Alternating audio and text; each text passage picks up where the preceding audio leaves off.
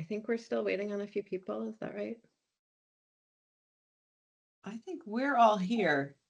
Okay. If everyone doesn't know this trick, but if you look at the view tile and you click prioritize video, then it'll just pull up the folks on the committee whose video is on, and that can sometimes help. Ah, Oh, thanks for that tip. Sure. I had to switch from I'm using the web-based version because of my authentication problems. Okay.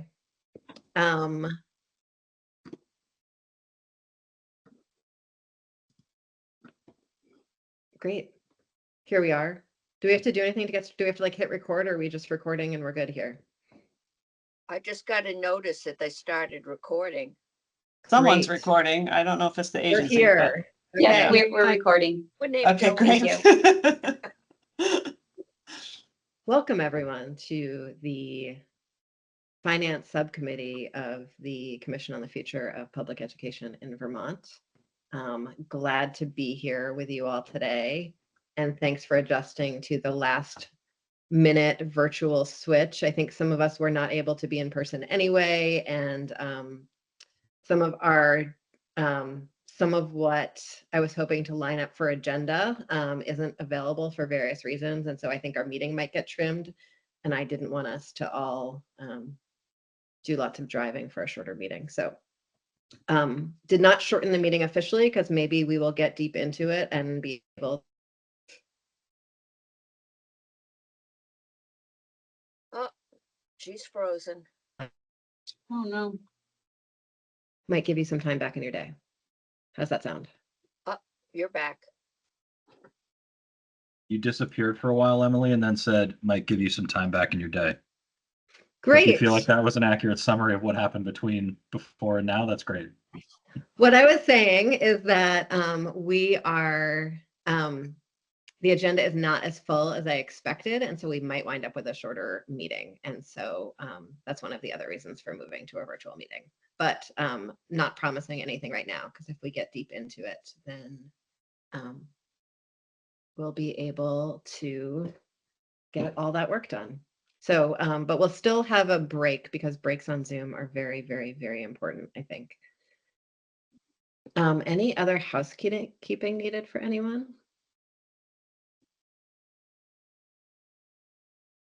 Okay, great.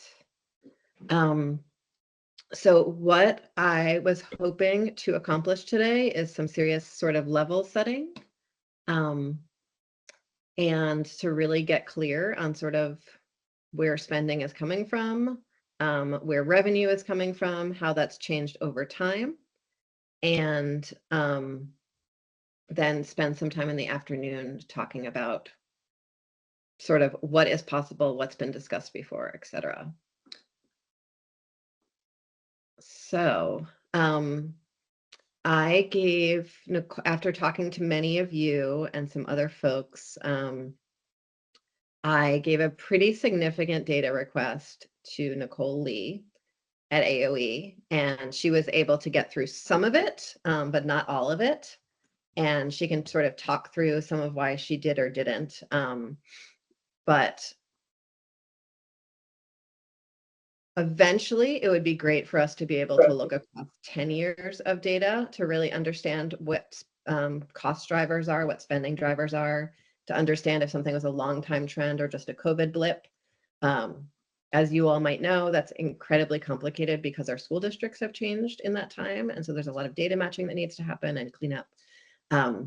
But I think what she has for us is a good start on understanding cost drivers, and will help us get clear on what questions we want to ask. So I think with that, and then after that, we're going to hear from Jake from the tax department to talk about what kind of revenue has been coming into the education fund to better understand that. And then we can get into policy a little bit. Any questions, announcements? We're going to do public input at the end of the meeting today instead of the beginning. Okay. I'll just make a couple announcements. I apologize that today I am actually triple booked. I'm joining you from the school safety conference, and we're off to a really great start. And I also have another commitment that I'll have to make at probably need to leave here by 10:15. So apologize that I will be in and out, but we do have our team from the Agency of Education who will be here. Nicole Lee and Sean Cousineau are both on the call today. And so I think one of the goals for us from the agency is to get concrete around what are the specific questions that we're looking to answer so that we can be able to pull together analysis that is really targeted at that and helping us to inform decision making. We have a lot of data at the agency. And so as Emily mentioned, a lot of that work is really doing a lot of the matching and making sure that there's specificity as we're looking at the broader trend data. So today, as we kind of walk through some of this information, it's really around framing this so that, to Emily's point around level setting, really getting some clarity around what we need to analyze, how we need to analyze that, so that the agency can work also with tax and bringing together a comprehensive report around where we are and how we can use that information to inform our work as a committee. So my hope as we get into the work is really starting to get concrete on those questions. We will share today just some basic, definitions and kind of high-level understanding of how we're collecting these reports to really give some background knowledge both to the committee and for those that are joining in the public to really understand our system and how we need to analyze that differently, potentially for us to make some concrete recommendations. Thank you. And before we do any of that, we need to approve our meeting minutes from September. Make a motion to approve the minutes. Thanks so much. Any conversation, additions, subtractions? I'll second. Great. All those in favor, please say aye. Aye. Aye. Aye. Thanks. I will consider the minutes approved. And with that, would love to turn the screen over to Nicole, who I imagine is in one of these boxes somewhere. Thank you. Okay. I'm gonna make myself visible and then I'm gonna share. I think. So Nicole Lee, Agency of Education. I'm not sure if we treat this more like testimony, but I guess we're going to today. So we have prepared a presentation, and I do want to preface this by saying, yes, there is a ton of data out there, and we're going to show you what we've got, what we've been able to scrub, and also talk about there are sometimes we see a 5% change over time. Someone asks a really terrific question, and the more we dig into that data, we may find some inconsistencies. The Uniform Chart of Accounts for the Vermont Agency of Education is getting better, and it still is only a few years old. So it takes time to grow something like that to the most efficient or most standard process. So jumping right in, we are going to talk about what is a pupil and then our Uniform Chart of Accounts. And so what we want to do, and many of you already know this, but also important for the public, is how Vermont students are defined. So we do that a number of different ways. We talk about things like ADM, average daily membership. We talk about enrollment. We talk about different types of students. And so it's just really important that people recognize students. So students enrolled in public schools that attend school in their resident towns, those are counted one way. Students who attend public school outside of their resident towns, those may be counted in their attending district. In some of the collections the agency does, they may be counted in their town of residency and other collections.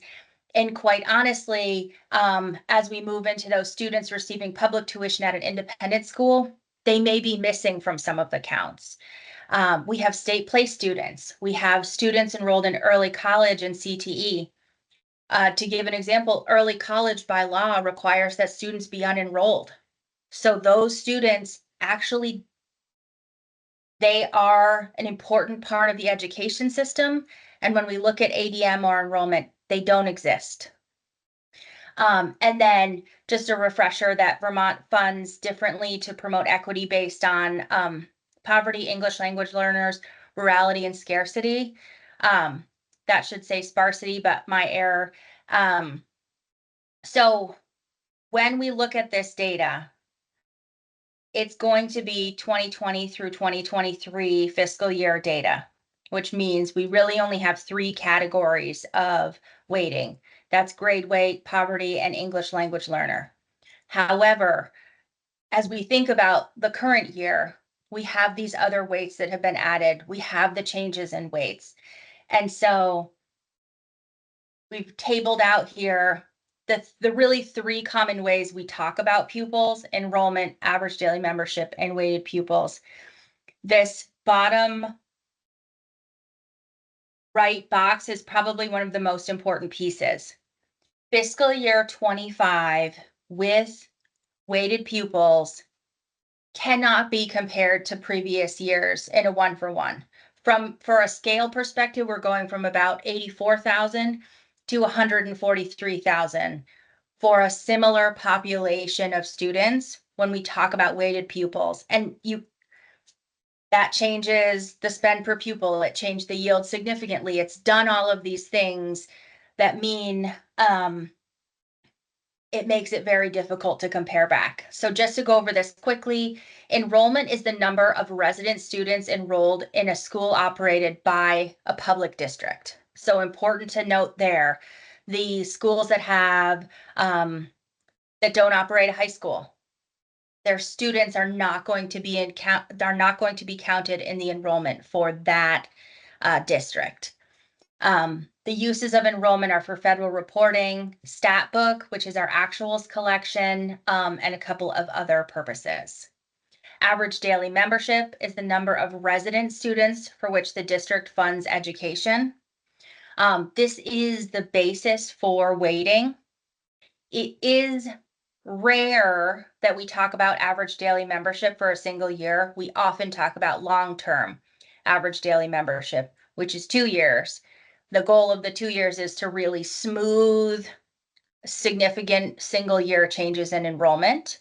But as we try and figure out what is the right count of students or number of students or weighted pupils to divide spending by, all of these are options. They will all produce a different answer because enrollment is going to be smaller than average daily membership.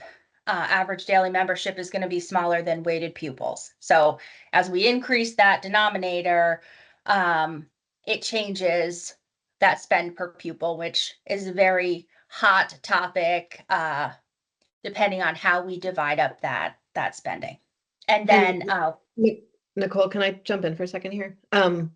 So this is one of the key things that I want us to just sort of get clear on before the end of this meeting. And we could have a conversation about it now, or we could wait until the end of Nicole's presentation. But I just, the decision between sort of long-term average daily membership as the main way we're analyzing spending data versus using weighted pupils is a really important one for us to get clear on.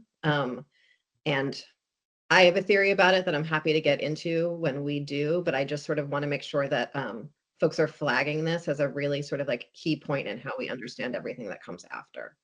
And so we can get into it when Nicole's presentation is finished, but that's why we're spending time on this slide. And so weighted pupils is the last one, and that is taking the 2-year ADM data and then adding weights based on specific categories. Weighted pupils is, it says uses for equitable funding. So the weights are or have been changed to introduce more equity into the system. And then the reason that they often hit the news or are top of mind for a lot of us is they're an important component in the homestead tax rate. This slide, I feel like I trotted out all over Vermont, but it's a good one because it really highlights the change in weights over time. So all of the data for actual expenditures that have happened will be in the pre-Act 127 timeframe because they are fiscal year 23 and before. We do have some budget data for fiscal year 25. But just really important that things changed a lot. If you see down here in sparsity, there's just a blank in the pre-Act 127 world. Didn't exist. Same thing for small schools. And I just want to sort of say here that I am personally forever thankful to the field. We are embarking on recollecting 2025 data at a higher level of detail. And I pause every time I have to ask the field for something new or different because I know that the burden on them is so great. So that is something that's going on over the next couple of weeks because we have historically collected budget detail at a higher level and acknowledge that that's no longer sufficient. So that's happening. I'm sort of really fixated on student counts. I'll get off those in a minute, but I just do want to say from a data perspective, actually Act 127 weighted pupils, we started using differing bases based on the way that the law is written. And so this is just important to say, like, yes, we use long-term membership for certain weights, but then also some of them are counts or enrollment. And so we do some mixing and matching. And those weights both work in concert with one another and can hide the impact of other weights. So that's sort of where we're focused on student counts. I think my screen is frozen. Okay. And so Wait, I'm Nicole, actually, I just had Yeah. a quick question just to make sure I'm understanding for the poverty and the ELL counts. Is that a 2-year average as well, or is that a single year for the poverty counts and the ELL count? yeah, those are a single year. As a single year, so those counts are not. They are not averaged 2 years over time. Like, and it's right, it's a little inconsistent because grade weight is 2-year. Sparsity relies on the 2-year. And then even though small schools is enrollment, which is the only place we really use 10-1 enrollment in the weighting formula, it still is an average of 2 years. And then we have those two weights that are a single year. Do you have any, or Emily, I don't know if anyone has any sense of why those two are not 2 years? Was that a policy decision or that's just the way it is? I actually don't have that context. Yeah. I don't remember making that policy decision. That doesn't mean I didn't. And I don't know if Craig remembers. He was hanging around then too. Also the poverty, it's not necessarily free and reduced lunch counts that we are using to measure that anymore, right? That's correct. It's household. This slide needs an update. It is household income form, which in the law is called the Universal Income Declaration form. And it is direct certification of, it's called direct certification. Sort of pausing here. It's an indication of economic disadvantage.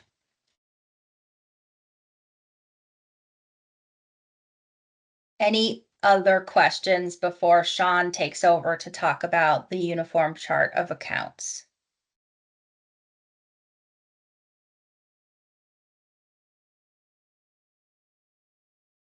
Doesn't sound like it. All right. Hi, I'm Sean Kuzno from AOE, and I'll talk about our uniform chart of accounts that all the school districts are reporting to us in. And so the uniform chart of accounts is broken down into general ledger segments, and we have several segments, and we'll go through them on the next couple slides. Two of the more important segments for what we're talking about show, what we're spending money on. Those are the function and object codes. Functions describe the activity for which a service or material object is acquired. Some of the major functions are instruction support services, non-instructional facilities, and debt management or debt service. Objects kind of are what we're really buying. Supplies, salaries, we're paying for salaries, benefits, and paying debt, tuition, transportation, all kinds of them. Yeah, you can go on to the next one. This next slide shows the types of transactions that are recorded in the uniform chart. We have expenses and revenues. Those are the two key ones we collect, and then the districts also record their balance sheet transactions in the uniform chart. You can go to the next slide here. So focusing on expenses and revenues. Here's an example. So every transaction that the districts record, they record these code sets with each transaction. So we know they record the fund that they're spending the money out of, the location. So this could be school, district, or the SU level, the level. So elementary, secondary, tech, pre-K are levels. And then they choose a program. Regular ed, special ed are the big ones. Revenue source kind of indicates the type of money they're spending or receiving on the revenue side. We talked about functions and a type that identifies the type of transactions. 5 are expenses, 4 are revenues. The object code. So in the example here, we're buying a supply for $500. And then the revenue, we have all those same categories, except function is not used in a revenue transaction. So this example shows they're recording $500,000 of revenue from their ed spending grant. All right, we can hit the next slide. All right, so some topics we can dig further into are salaries and benefits and health insurance. And then of course tuition is a big topic as well. Salaries are recorded in the 100 series objects, and then benefits show up in the 200 series. Within the 200 series, the benefit object codes, we have health insurance, and we'll be able to pull that out and show you, what the districts are spending on health insurance. And that's something new with the uniform chart. Prior to FY20, we could only show you, and if we do go back 10 years, it limits what we were able to give the committee here, because we'll just know in the years prior to FY20 that the district spent money on a benefit, not necessarily that it was help. So depending on what you want to use the older information for, we'll just be limited on the details we can show. And then finally, tuition is housed in the 5.6 series, 560 series of object codes. All right, we can move on to the next slide. And I thought we'd just go through each of the segments a little bit. And I don't need to read the information on the slides, but this gives you the general idea of the major funds we have. General fund, that's generally where the ed fund dollars will be kept, although it's not specifically used for ed fund. So there's other types of monies in there. Special funds, that's where the districts record the restricted funds. So federal funds mostly are in there. Then we got capital, debt, permanent enterprise, internal service, trust, and custodial funds. You can hit the next slide, Nicole? Can I ask you a question about the last slide? Sorry, I wasn't quick enough to my unmute. Sure. When federal funds go directly to districts, they're under special revenue. Is that what you said? What do you mean directly? Directly from AOE or directly from? Directly from the feds? Fed. I guess I'm trying to understand if, federal funds can flow differently and how they might, Yeah, where they wind up. I think most districts would see. AOE defines the special funds for the money we provide the districts, and then we allow the districts to define special funds in a certain range for any other funding they need to keep track of in a separate fund. So yes, if the feds give money to the districts directly and they need to record it because it's restricted, they would assign a specific special fund for it.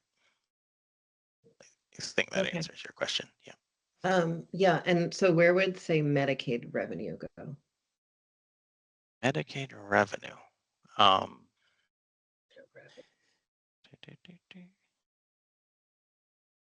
think we've got that in the special fund. I'd have to look it up, but Okay. yeah. Thanks.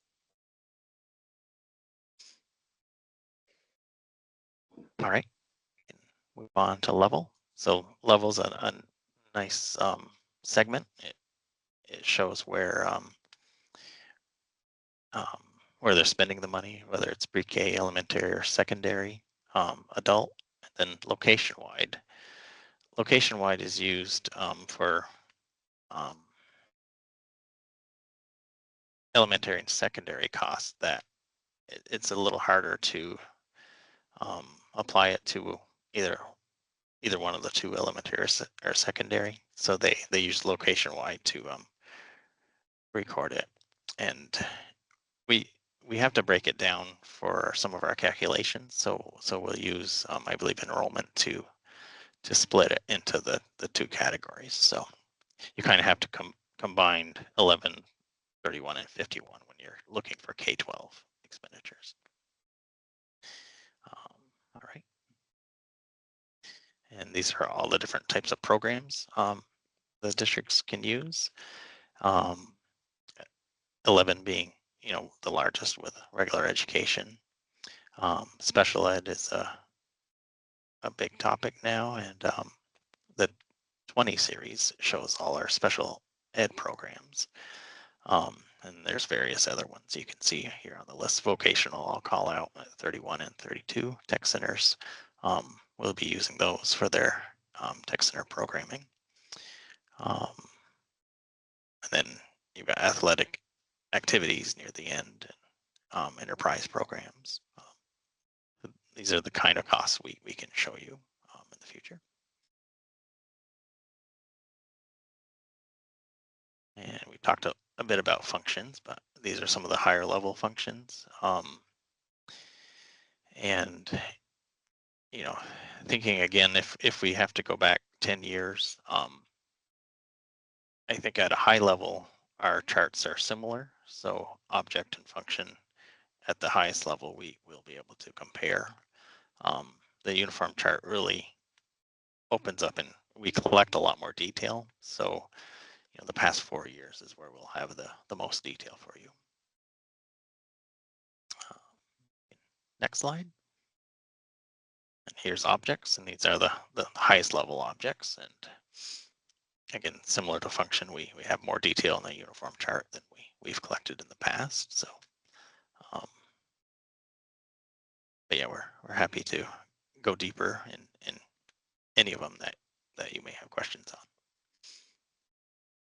Can you add a little detail into the difference between purchased professional services and purchased other services?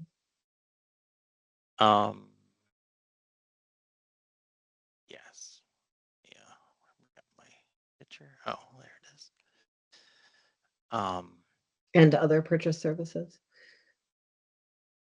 Right. So, when you're contracting for professional services like counseling,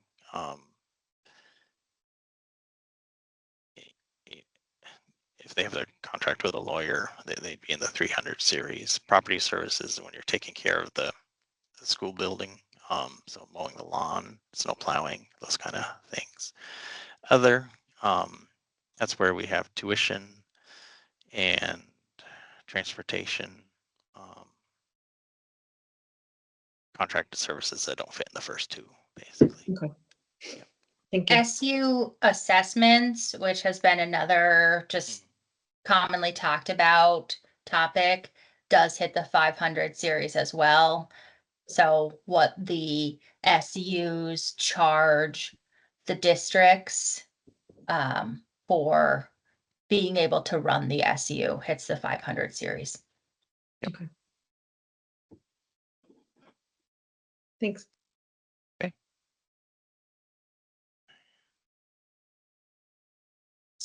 So this is what we've got for, that's the end of the presentation. Okay. You, yeah, it's why my screen went black actually. Right. I couldn't figure out what was going on, user technical error. And so the other thing that we've done, and I just want to say that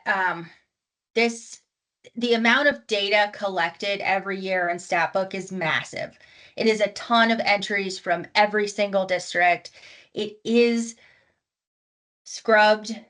It's usually collected July, August, September after the fiscal year ends. It's available usually December, January.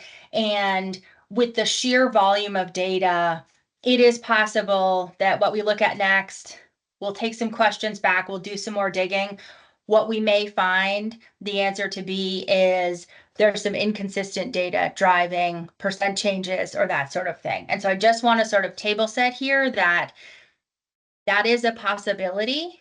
We're going to be transparent about that, but it is a possibility. So I'm going to stop. Get out of Before we go slide. into the next presentation, which is about sort of spending patterns to some degree, I just wonder if anyone has any reflections or questions.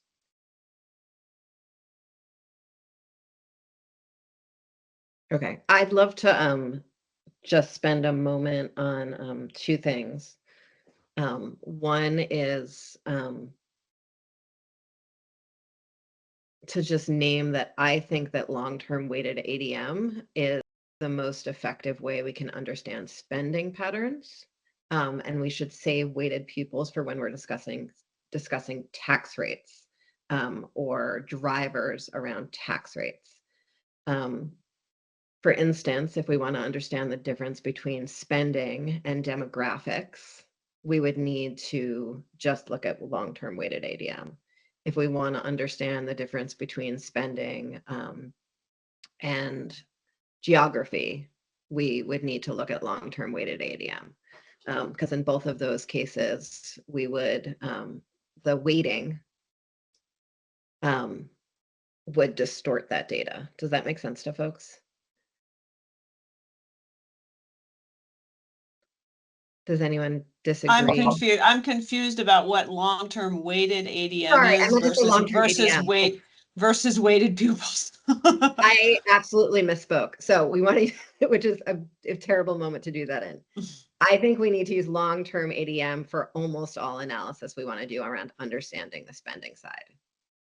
Because it's the only way we can understand correlations between demographics or geography or most anything else, because the weights themselves sort of distort that correlation. The new weights. Or the old weights in general. I mean, that's the point of them. But how do we understand demographics if we're just looking at straight numbers of students? So if we wanted to compare, say, if schools tend to spend more on mental health, do schools spend more on mental health if they have higher poverty rates? We would want to compare that district's poverty rate to spending on mental health. So we would look at demographics, we just wouldn't look at them as reflected in weighting. Yes.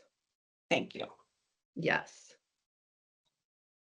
That's been one of the most challenging areas as we talk to taxpayers and school districts. So I think your method is probably good for the purposes of this discussion. Okay. Great. Just have a question. Yeah. So you unmuted yourself as you start talking. I think as we move forward, part of the charge is to identify how we can have a funding system that is equitable. And so I do think that the comparison could be helpful. So we understand the actual number based on the current weighting, and to what degree that is helping us to achieve an equitable system. So I think it is important as part of our broader consideration as a committee, according to those 3 principles that we've established, to use to make these recommendations. Agreed. I think once we get into sort of the system that we want to see and comparing it to the system we have, I think the weights are sort of the main policy tool right now that we have for that equity. And so we're going to need to start looking at the weights then. And I'll also say, I think, Sean's point around implementation of the uniform chart of accounts makes it difficult to do a 10-year look back. I wonder what value, I mean, I understand, COVID also happened within the implementation period of the uniform chart, but I'm just wondering what value could be added by the scrubbing of data that would be required to develop an apples to apples comparison, as opposed to, COVID sort of reset the base, I think, in a lot of ways. And so that's where we're at.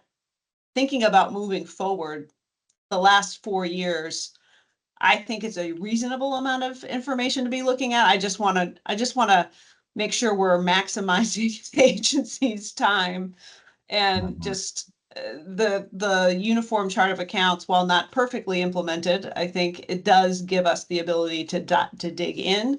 And I question whether the amount of work that would be required to recreate that pre-uniform chart implementation is worth the squeeze.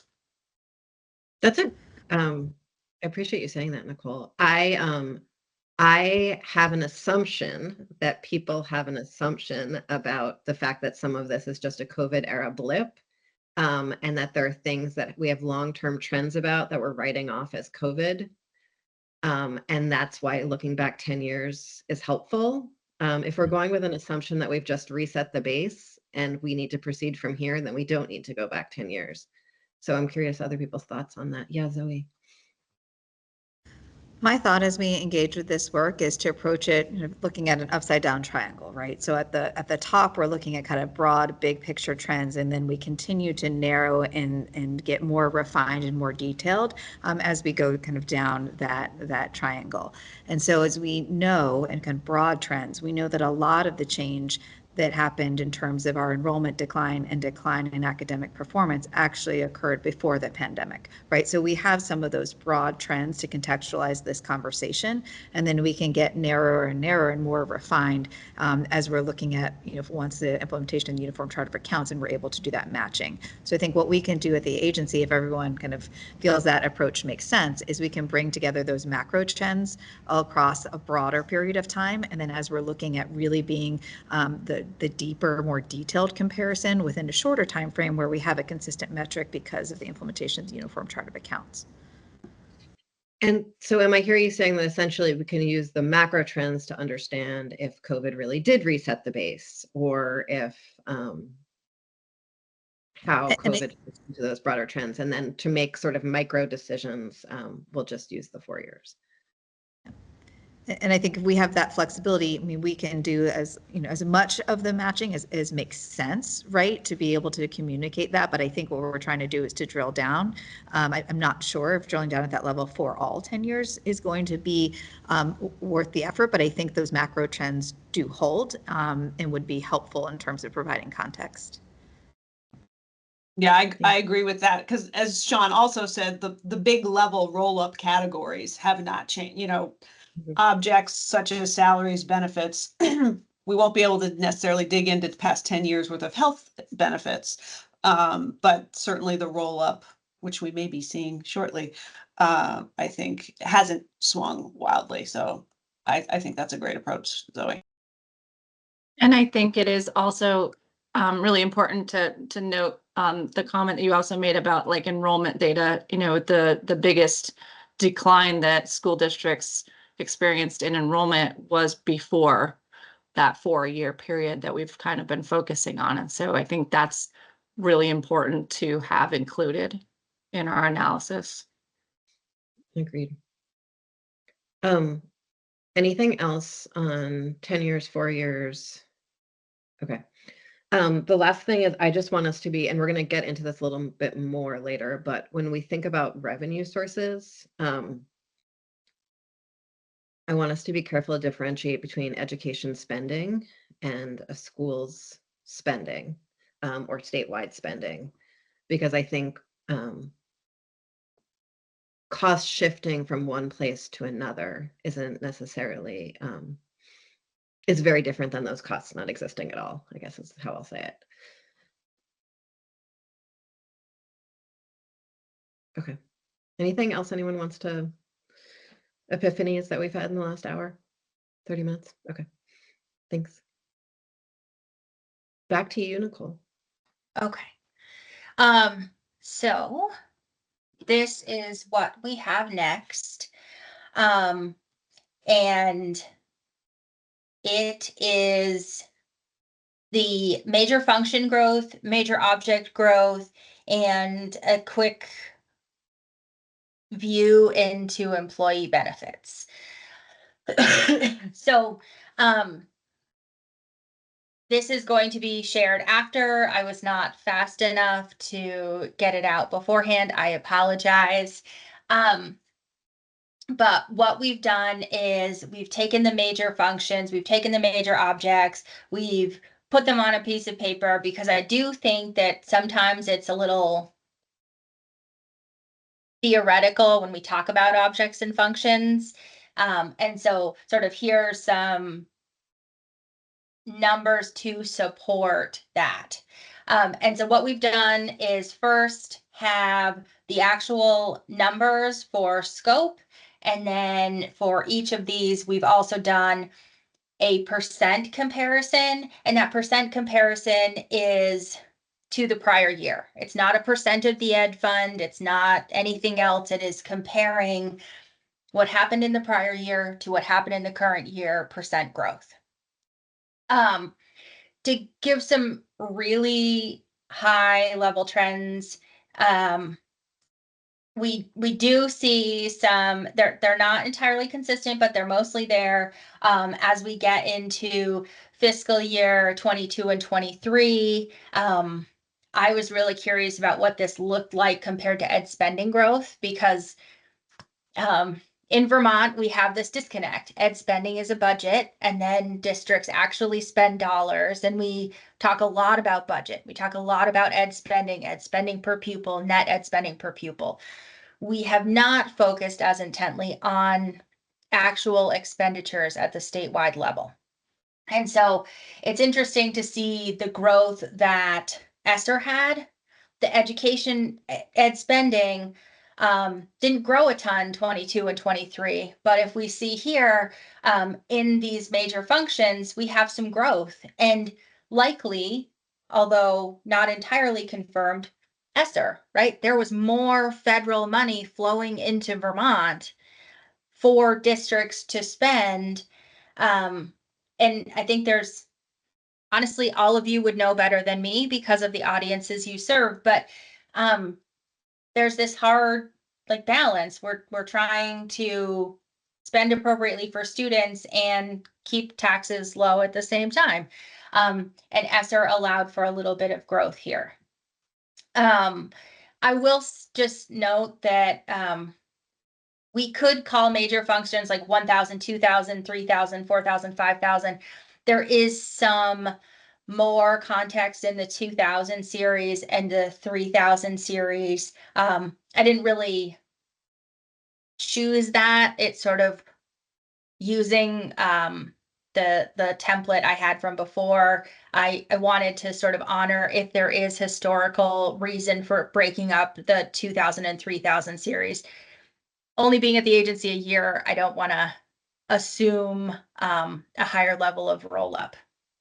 So this is major functions. I can pause again. I know it's a little hard to like see it on the screen initially and then ask questions, but I certainly can pause if that's the desire. Can you pause on can you go back to the, I think it was page 2. I think looking at the percentages are certainly easier for me quickly than looking at the numbers. And just sort of for the future, it's helpful when looking at percentages like this to also know what percentage of the ed fund it is. So like these wild spikes in enterprise operations, I don't know if that's a tiny slice of the ed fund, so I shouldn't be particularly mindful of whatever is happening there. But on this one, I wonder if there's anything that's standing out to folks or that anyone has any questions about, other than enterprise operations for me. I have just a couple of clarifying questions. So when I think about ed spending, I think about money being paid out of the ed fund, not total funds spent. So when you mentioned ESSER, did these numbers include federal dollars? Yes. Or is this sort of as the federal dollars waned and local budgets picked up those So positions? because we are relying on stat book, these are actual dollars spent, which mixes up federal, state, and local, which is so different than how we've thought about this in Vermont historically. So this is actually not ed spending or payments from the ed fund based on budget. This is actual dollars spent in these fiscal years. I think that's really helpful. Thank you. Yeah, I mean, so I think as in terms of impact on the ed fund, that's an important clarification. And I guess my assumption was we could, if we look at fund, or maybe Elizabeth, you can help me out. But there are ways to pull out dollars that are not federal from the total spend based on the data submitted through the stat book. It's just requires Right. more.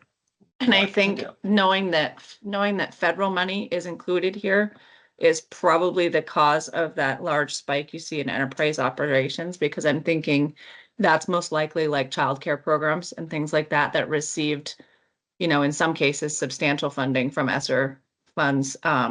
And even stuff that's out in facilities acquisition and construction, people were able to actually use some of that federal dollars to do some work on their buildings that they may not have ever had any funding source for before. So I think that explains why there might be some large spikes in some of those areas.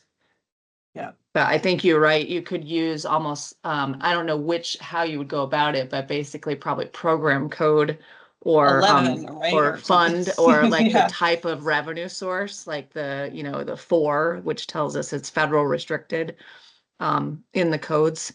Yeah. But there again, that's based on the new universal chart of accounts. And I don't know that you could go back any further than the last few years with that data.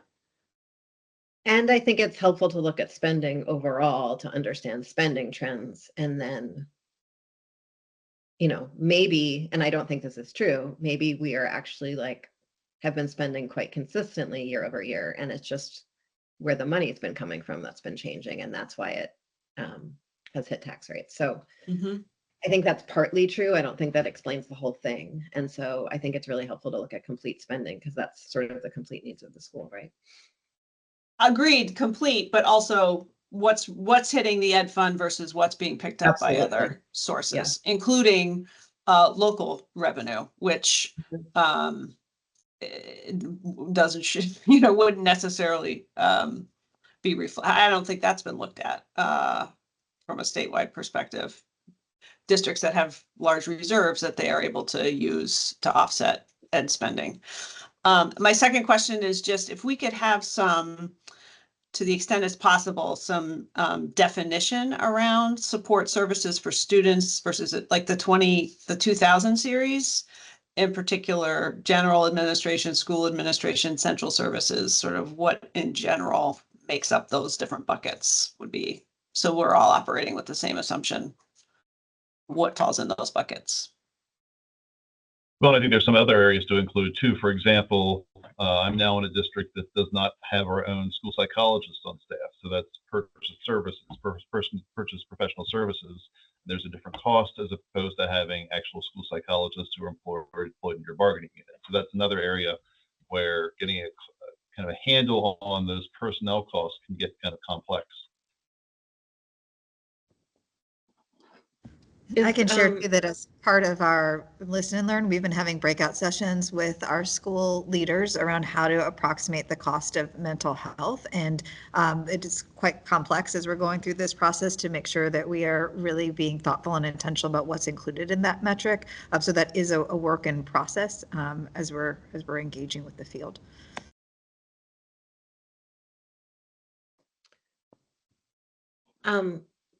Nicole's question about the 2000 series, can someone answer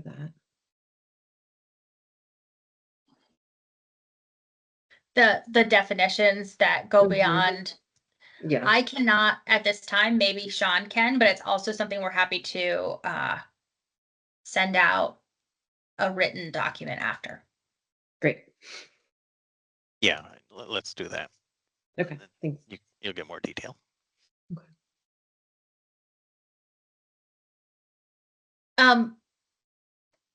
Dr. Licklider, I just want to ask a clarifying question. I'm trying to furiously scribble notes at the same time, so they may be poor, but do you want to see a breakout as we're able to with the data of personnel that has become a purchase service versus personnel that is employed? Yes, I think that would be helpful because that is an associated cost if you are purchasing some of the services. You know, your school psychologists, as the example I'm giving, are used for evaluation purposes for special education students. There are some areas in Vermont that are able to employ people on staff, and there's a cost savings by doing so. And that's just availability of personnel and the lack of programming that programs, higher ed programs that support that particular certification licensing area. Okay, that's what I thought I heard, but I just want to make sure. Thank you for clarifying. Thank you. And can you clarify that further for me? I heard you say that it's a cost savings to have your professional mental health services in-house. I have actually heard it described as the opposite. And so I wonder if I just want to flag that as something we should dive into a little deeper. I think it depends on where that service is. What I'm talking about are school psychologists, which there is an AOE licensing area for professional who would be a bargaining unit member. And I can just tell you from my experience, the cost I see here associated in my particular district with that contracting of services is much higher than if I could have someone on staff. But I also have heard what you've said too about mental health. It depends your mental health provider from. If you're contracting it from a public agency as opposed to a private agency, there's a cost differential. So it could go either way, depending on what SDSU you are. Okay, thanks. Anything else on this slide from anyone?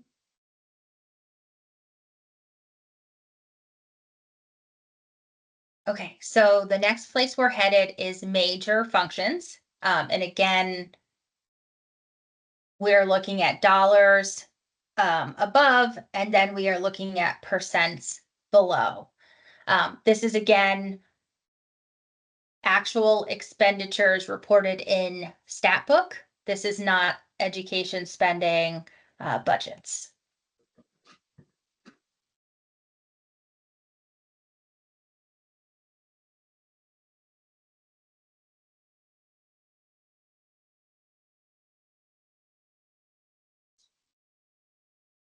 And this is growth. This is not percentage of the total spend. I mean, one of the statistics that gets thrown around is salary and benefits comprise 75% of total school budgets. I think that's another really important way for us to Emily's point earlier, like, is this a cost center that we really should be focusing on, or should we be focusing on cost centers that comprise, large proportions of our budgets? So this is just do you have that information as well? If not, that I think is an important way to look at this information, is to see, in a pie chart, what do each of these objects comprise in terms of total spend. Do you want to see both, or is this unhelpful and impact on the ed fund is significantly more helpful? Both. I think both is useful. Okay. And I agree. it's also useful to see it in chart form, because then you can see the sort of trend line, the year over year growth is interesting, but it's also, I think for me, I'm visual. I'm a visual learner.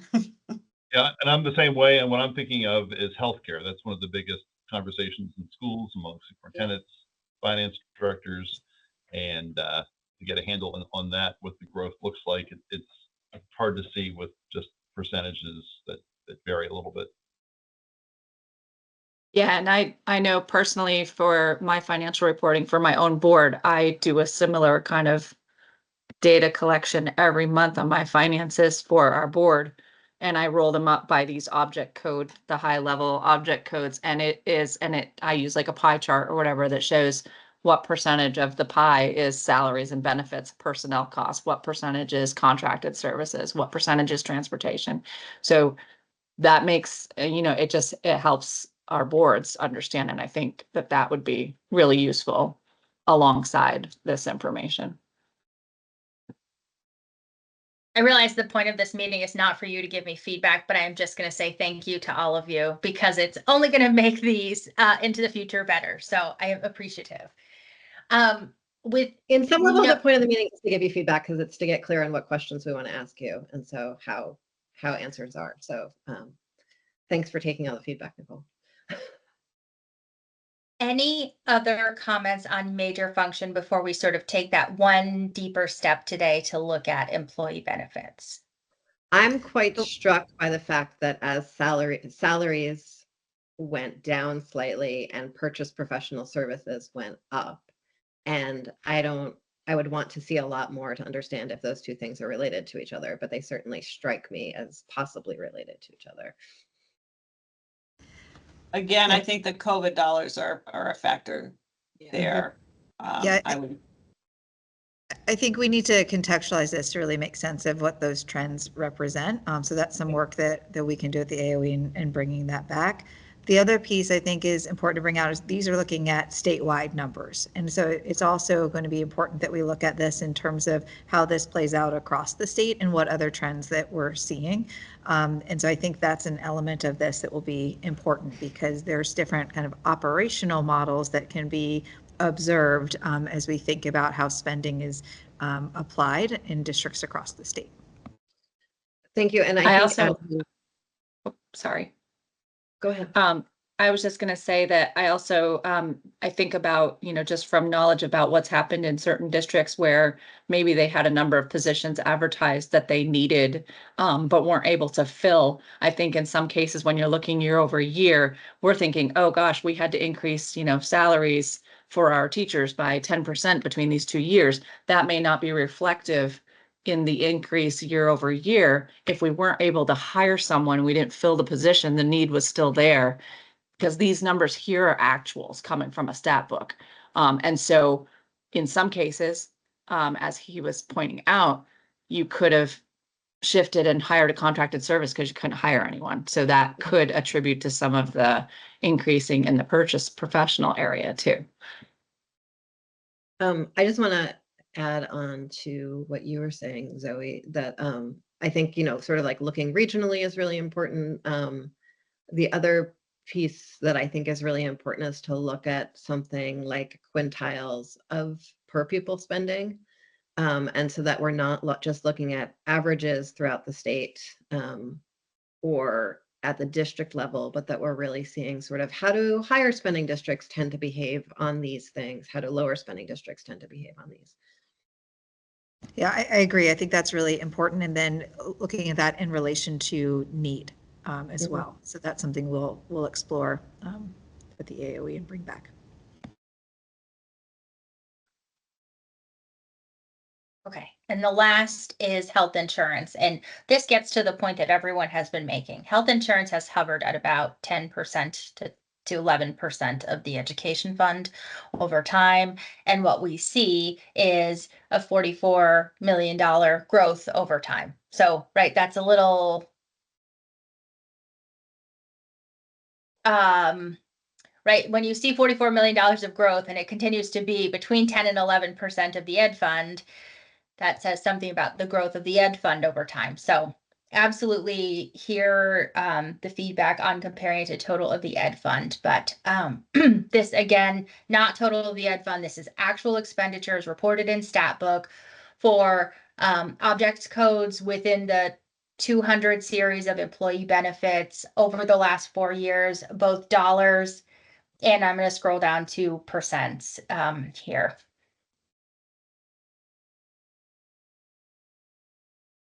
And to Elizabeth's point, health insurance, we know the rate increases were higher than 6% or 4%. It's that we may not have had employees taking up that insurance because of vacancies. Or employees making decisions to opt into different levels from year to year.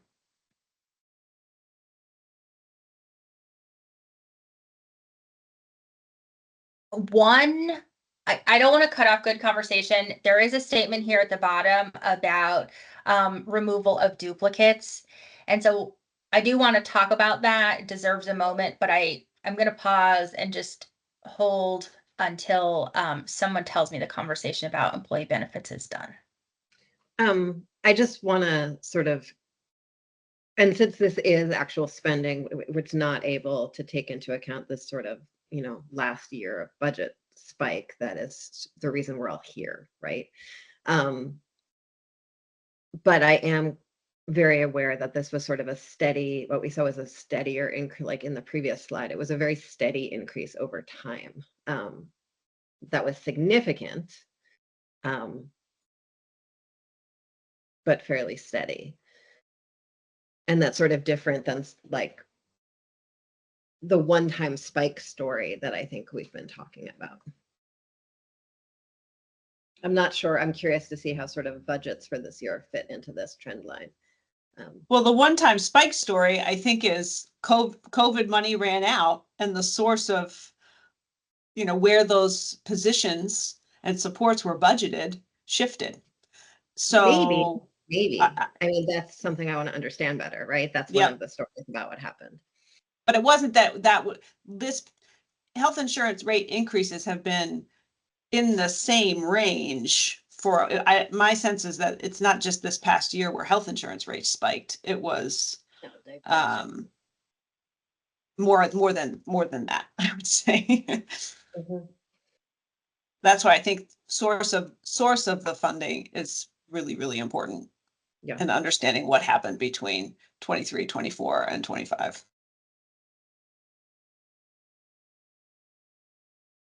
Okay, Nicole. Okay, so the data that we see today has been filtered to remove duplicates. The Agency of Education defines duplicates as when a public school pays another public school, I should say when a public district pays another public district for tuition or services. However, stat book encompasses collection of expenditures from the Uniform Chart of Accounts.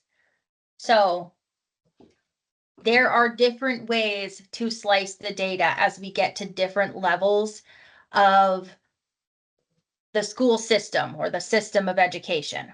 We're going to take out when a public school pays another public school from a statewide perspective. But that then has to be added back in when we look at an SU level or a district level, because it is an important component at those smaller units.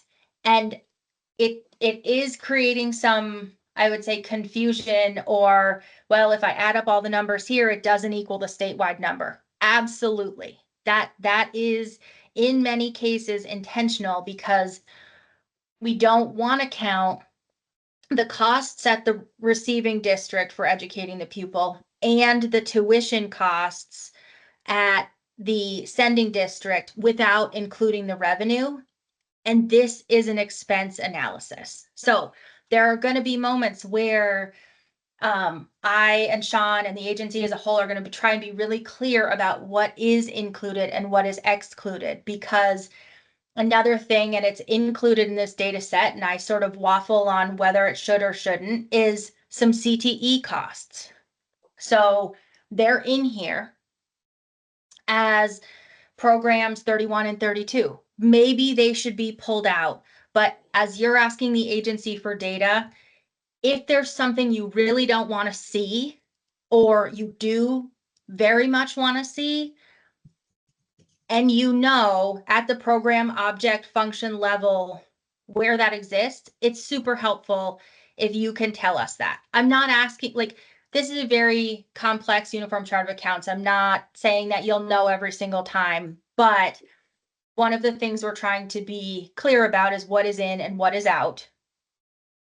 And it gets a little complicated at the different levels of school, district, SU, statewide that we're looking at.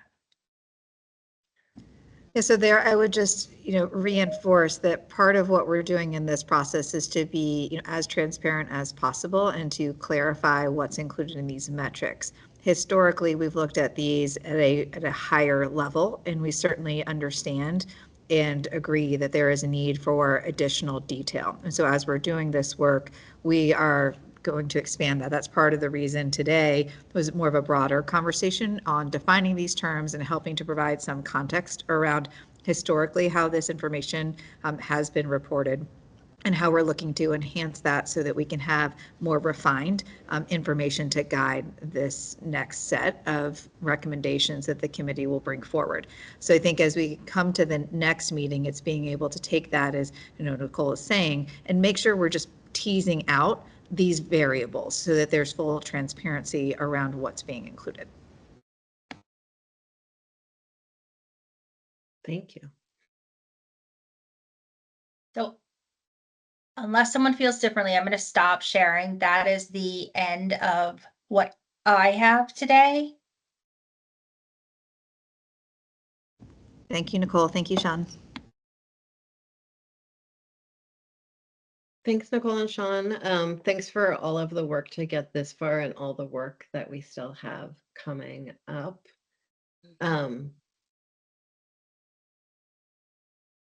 I'd love for folks to take just like a minute to take your own notes about what and where you think we need to know more based on what we saw today, and then we'll discuss that at the end of the meeting if we can.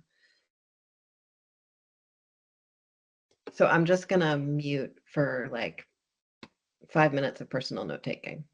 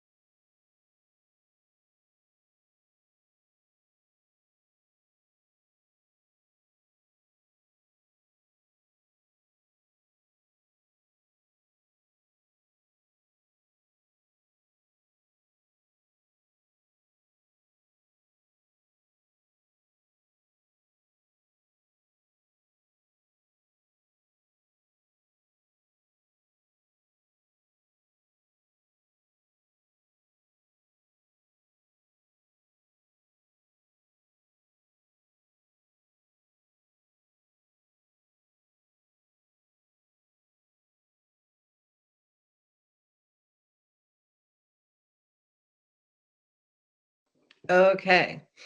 Now that we have taken a break and sat at our desks, we are going to take a 10-minute break away from our desks. And when we get back, we'll hear from Jake from the tax department to talk about revenue. And so I will see everyone back here at 11.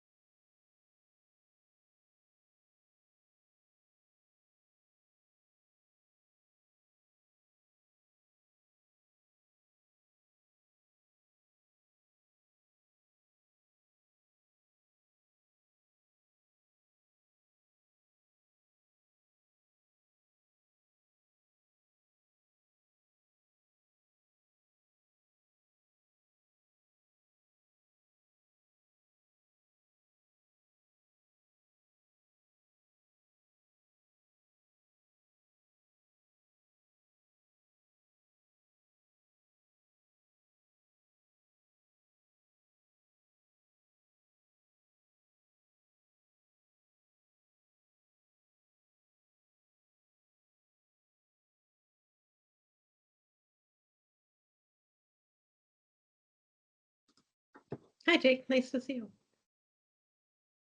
Hey, nice to see you too.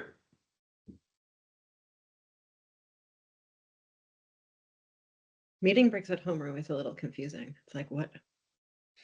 Anything could happen in those 10 minutes.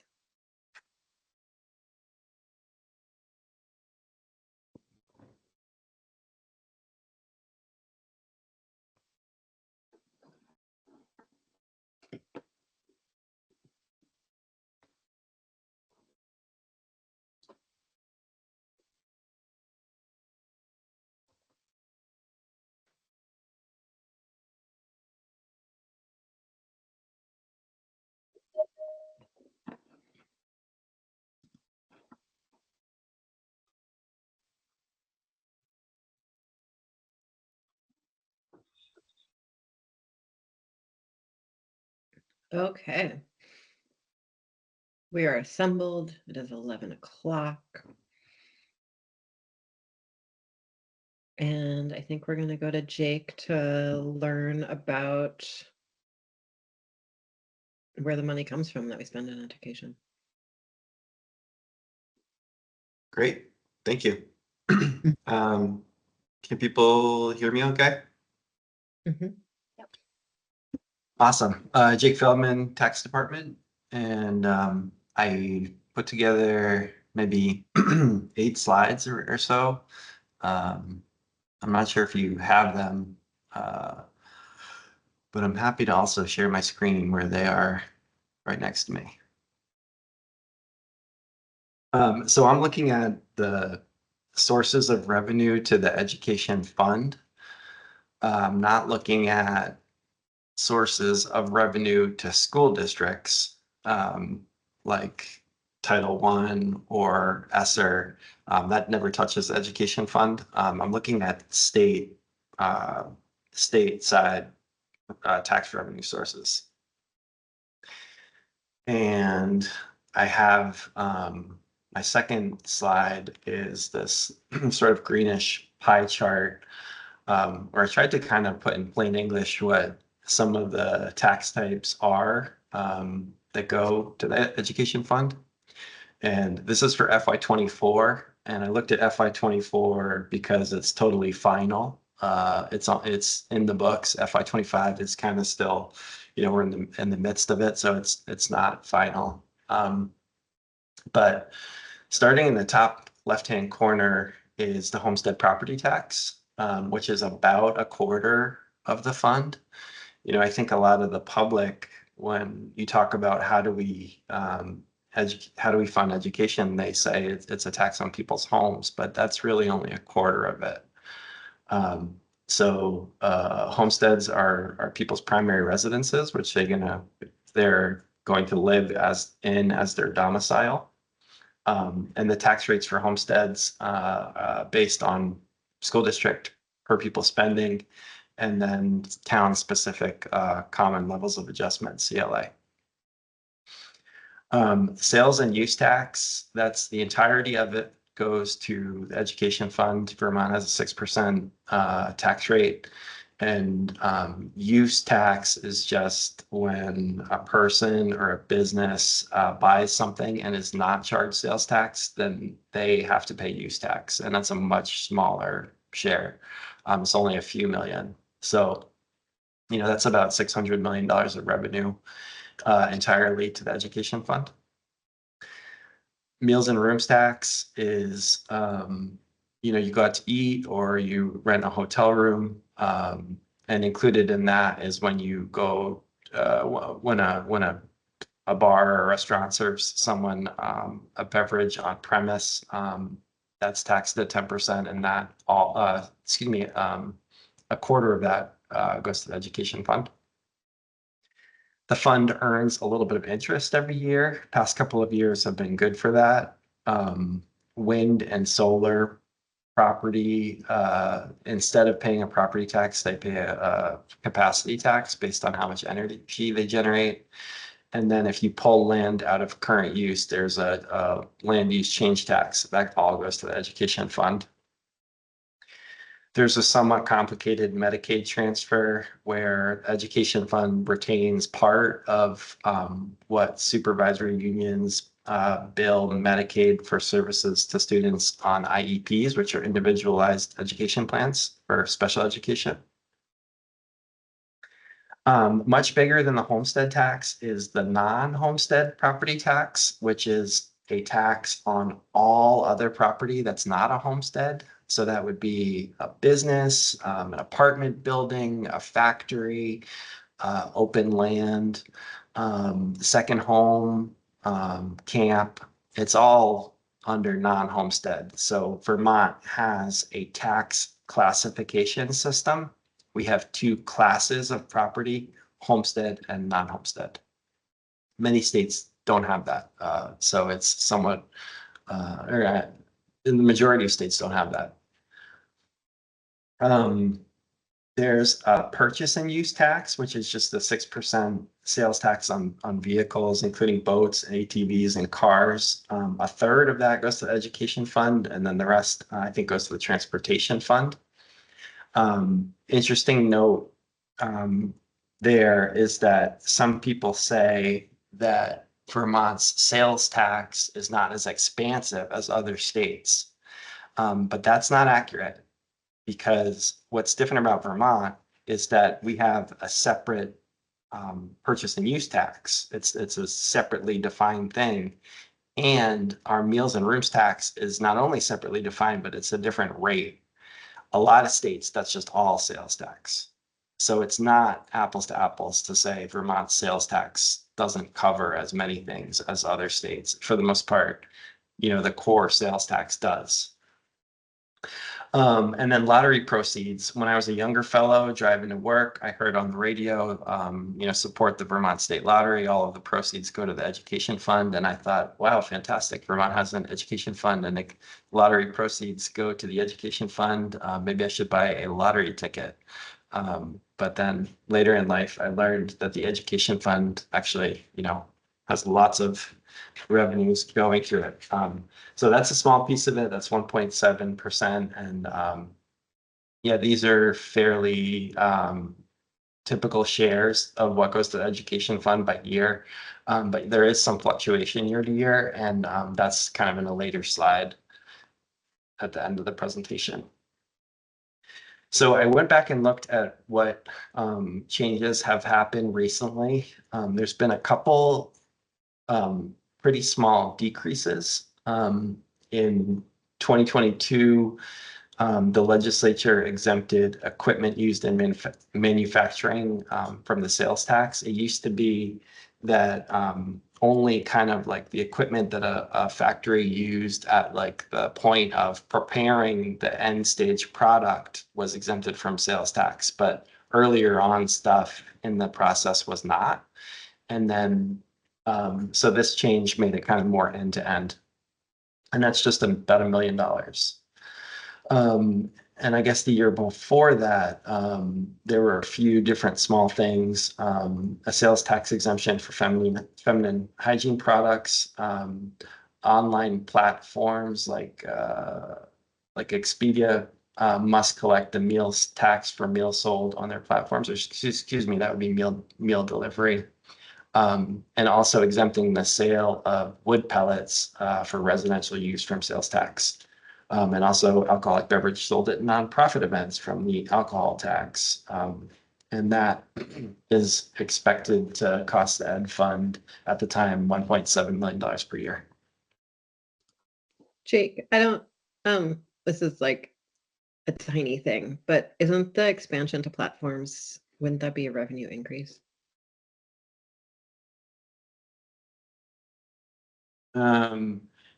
Yes. So good question. So I think that the cumulative effect of all of these was a $1.7 million decrease. And I just kind of pulled the bottom line from JFO's fiscal note, but you're right on that.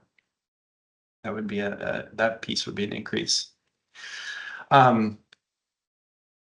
Increases just this year. There was a new 3% surcharge on short-term rentals like Airbnb. Which is entirely dedicated to the education fund, whereas the rest of meals and rooms tax is split.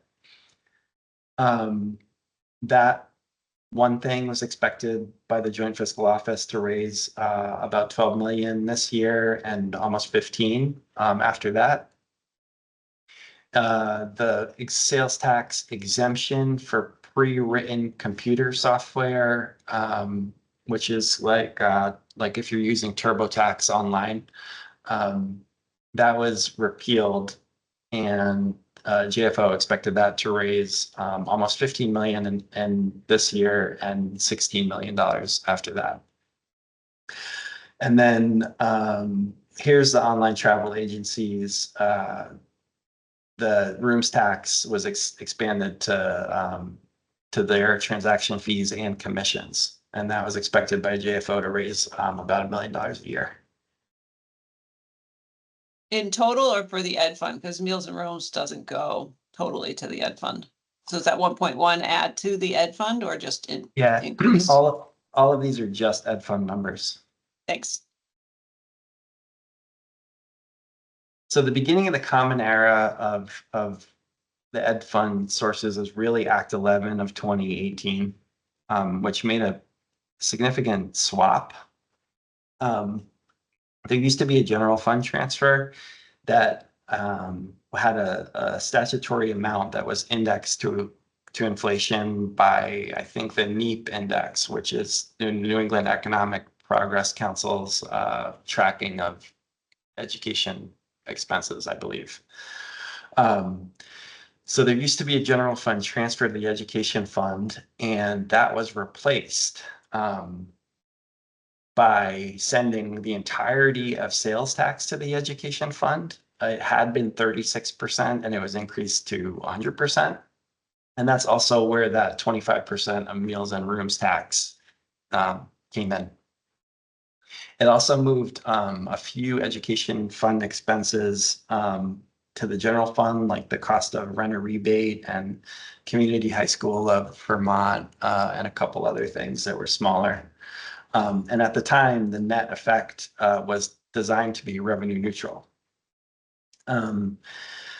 It turned out to be a revenue raiser for the education fund. The Joint Fiscal Office estimates, and I hope I have a link working there. Maybe not, but I could send it to you. But they did a report that looked at how the ed fund and general fund did as a result of the Act 11 changes. And their analysis showed that the education fund benefited by about $277 million between FY17 and FY24. So that's about 65 million a year. And the reason that it worked out that way is because right after that legislation passed, the Supreme Court basically allowed states to tax online vendors like Wayfair and Amazon. And that really expanded our sales tax base. We had a remote sellers provision that was on the books in Vermont since 2016 that was just waiting for this to happen, and it did. And so starting July 1st, which is just 10 days later, the sales tax outlook for the education fund really improved.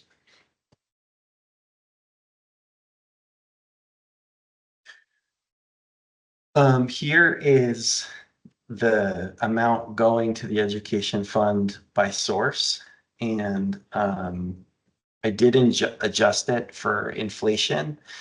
The inflation adjuster that I used is a very common one that we use for like all of our tax rates, income tax rates, and standard deduction, and really a lot of what we do.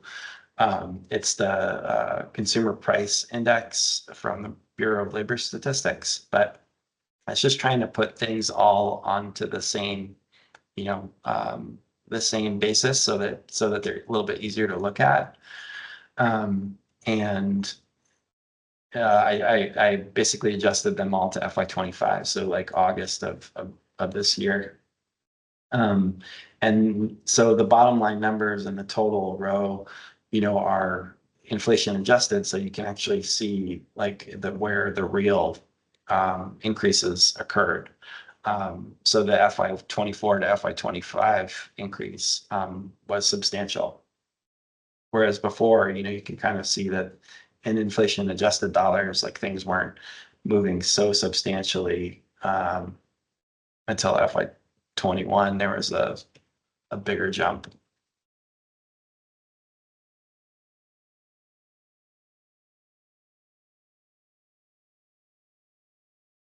Again, this is the same thing, but represented in chart form. And there's a little bit of a story here because in FY21 and FY20, well, there's really a timing story that's sort of complicated to tell. But when we do the commissioner's December 1st letter, we're working from the consensus revenue forecast from July. So this commissioner's letter is December, and those are the numbers that we have. And we make a recommendation about the non-homestead tax rate and what the homestead yields need to be. But just 6 weeks after that or so, there's a new consensus forecast. So the numbers shift. And then during the course of the legislative session, they get budget numbers, preliminary budget numbers, and they have to set the yields for the coming fiscal year.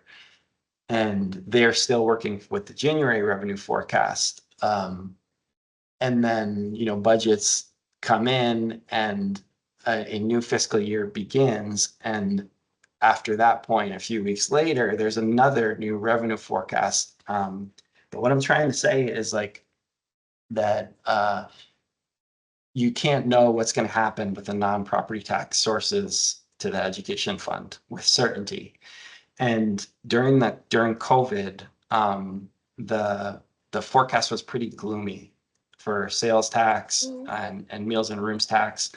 But sales tax really did well. And so what happened was, and you can kind of see this in the bars, that in FY21 and FY22, that the sort of greenish sales tax bar got a little bit longer, and it led to the ed fund sort of experiencing more revenue than it was expected. And when that happens, you have basically fund balance. You have something falling down to the bottom line that's available to use in subsequent years. And concurrently with that, you have ESSER funds going to school districts, which reduce their education spending amount, because education spending is their budget minus the offsetting revenues equals education spending. So you have those two things happening in conjunction. And then more recently, you have the end of the one-time money being available and the end of the ESSER funds. So to some extent, that explains recent, increases in property taxes, because the two property taxes are the shock absorbers in the education fund. So it's always difficult to kind of manage the whole timing outlook of it. And in COVID, I think there was much less certainty about what to expect than normal. So Jake, can I just make sure I understand what you're saying? Yeah. And earlier in the meeting, we were talking about sort of the difference between education spending and how much our education system spends. And what I hear you saying is that in FY23 and FY24, because of sort of changing estimates around non-property tax revenue, we wound up with a reserve that got spent, and we had federal money that got spent. And so sort of the difference, the reason that FY23 and FY24 are lower was because of those reserves and the federal dollars. Yes, and that's a perfect explanation. If you look at the dark blue homestead and the light blue non-homestead, they really dip. And remember, this is inflation adjusted. So, there was a real decrease in total property taxes, and it's because of those two things that the chair just mentioned. One-time money being available, and on the other side, on the school district side, ESSER money being available to some extent. I'll raise my hand. Anne, did you want to jump in with something? Yeah. I think people will say school spending may have gone down, but I haven't heard. We artificially kept the rates lower, but the rates still went up. Isn't that correct? Your property tax bill still went up, just not as much as it would have. I'm just trying to figure out if people's property taxes actually went down, which nobody ever says, and then they went up, or did they just go up less than they would have if we didn't have all this extra revenue? So Anne, do you mean from 22 to 23? Yeah, from those two low years, 23 to 24. What was the impact generally, state average?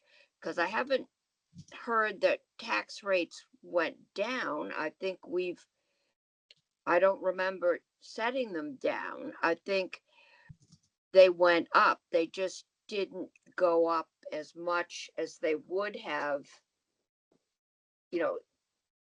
if we didn't have the extra money. And when ESSER and other things went away, we saw, along with increased spending, we saw this, we saw this big bump. Yeah, it's so these numbers are inflation adjusted, and I do have the nominal dollars, which I can send to you. So Senator Cummings, it's possible that in FY22 and FY23, even though the blue bars in this chart go down a little bit, it could be that the state collected similar or maybe even a little bit more property tax revenue, which to your point would suggest rates maybe going up a little bit that people see on their bills. I'm not totally sure at the moment because I don't have it in front of me. But for FY24, there was a property tax increase even after adjusting for inflation. And then for FY25, that's a pretty large increase. So that's all we're, familiar with.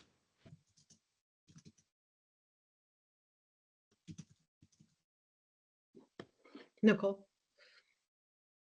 I think it's also part of the story here, not just what happened with revenue, but what happened with uses.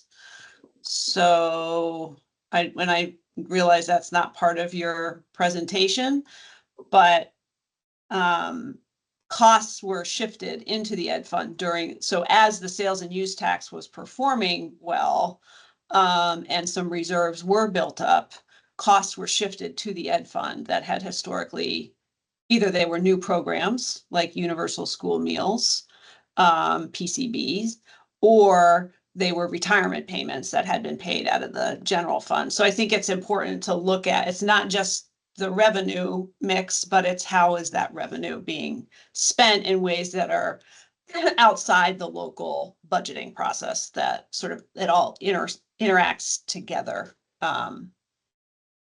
So when we say the changes to the sales and use tax and Wayfair generated $277 million new dollars for the ed fund, when I've looked at it over time, during that same time period, over $330 million in new expenses were added to the ed fund. So the sales and use changes have generated new revenue, but the legislature has sort of taken advantage of that new revenue to cover new expenses.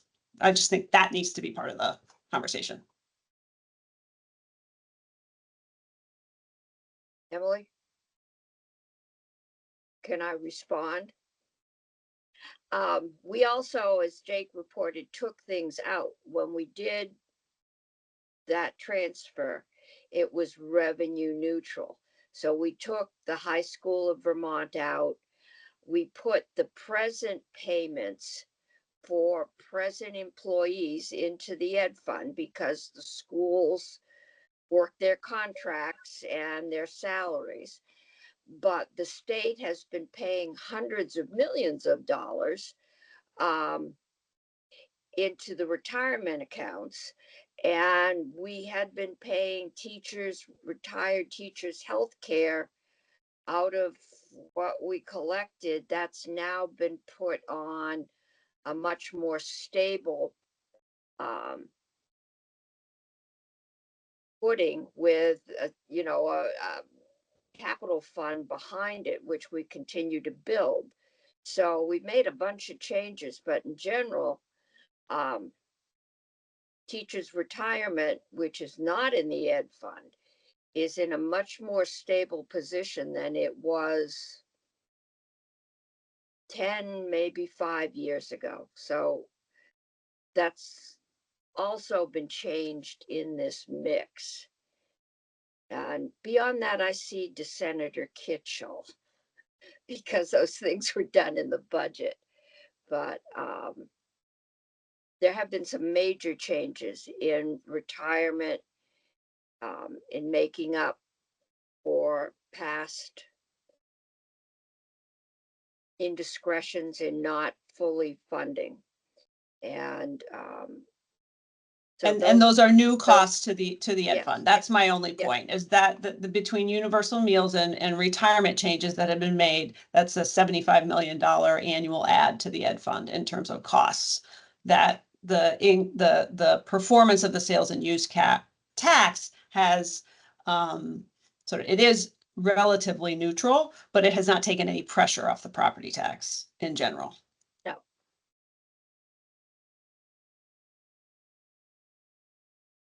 Emily, you're muted. Muted.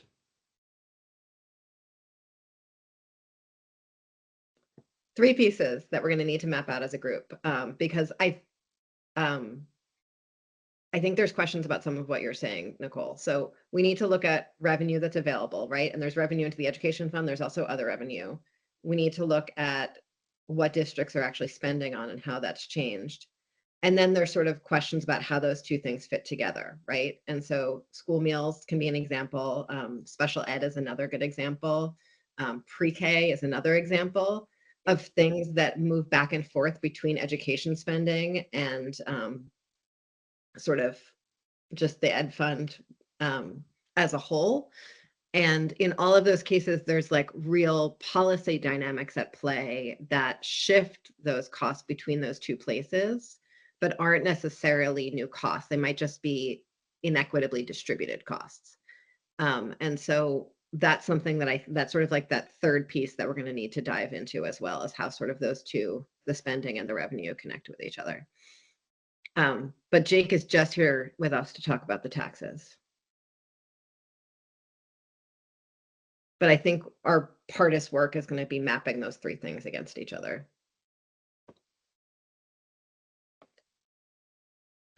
Anything else on this chart? And was that your last chart, Jake? No, maybe it wasn't. But the last one is really just an extension of the one before. But so I broke it down by percentages in case somebody was interested in that. And you can see the property share dipping a little bit in FY23, FY24.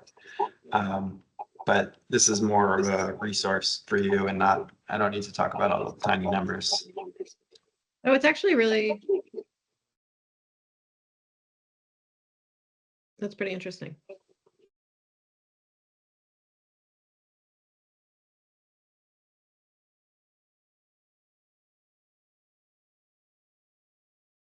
So yeah, this one is the last one actually. Thanks.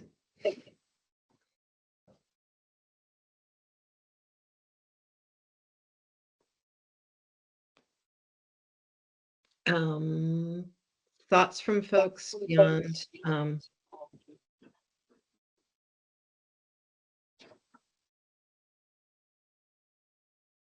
have a question just about, I think it's come up. Hey, Nicole, sorry, 1 second. I think the AOE conference room needs to be muted.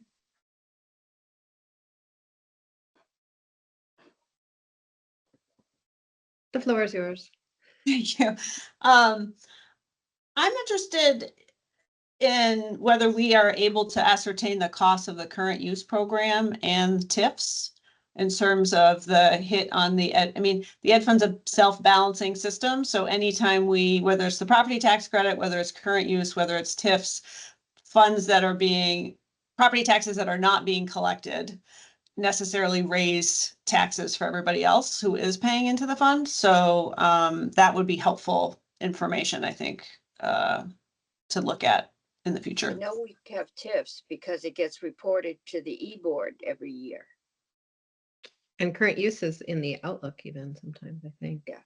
Goes in and out. Jake, do you have those numbers at your fingertips, or should we work on that next time? They're not quite at my fingertips, but they're available for sure. So the TIF is in the tax expenditure report. And I know JFO has multi-years of it that we could send you, or they could send you, and then current use is in PVR's annual report, and it has been on the Education Fund Outlook recently. Yeah, I could put together some multi-years for you and have those available. That would be great. And then my last thing is, it used to be shorthand, like $10 million of expense translates to a penny on the tax rate. Does that still hold true, or is it too complicated to use that? Because I've had people come to me and say, well, this program is adding X pennies to the tax rate, and it'd be helpful if we could know whether that's true or not anymore. Closer to 12. Yeah, 10 million to a penny. I think that might still be about right. But pennies have gotten really complicated lately because you have the equalized tax rate, which is like before CLAs, and that looks like it's going down. But then what people see on their tax bills is actually going up quite a bit because of CLAs. So I think, Craig, correct me if I'm wrong, but did we find that $14 million is a 1% tax bill increases? Are we still using that? Yeah, that was what we derived last year during the process. I don't know if it holds exactly. Just got a note though. I think about 12 million is a penny pre-CLA. Yeah. Okay. That's what we were told by joint fiscal. Sounds good. And Nicole, I hear you asking for sort of so the two big expenditures, tax expenditures, right, are current use or is current use really. But I hear interest in sort of a broader sweep of tax expenditures, including TIF, and there's a whole big bunch of others too. Okay.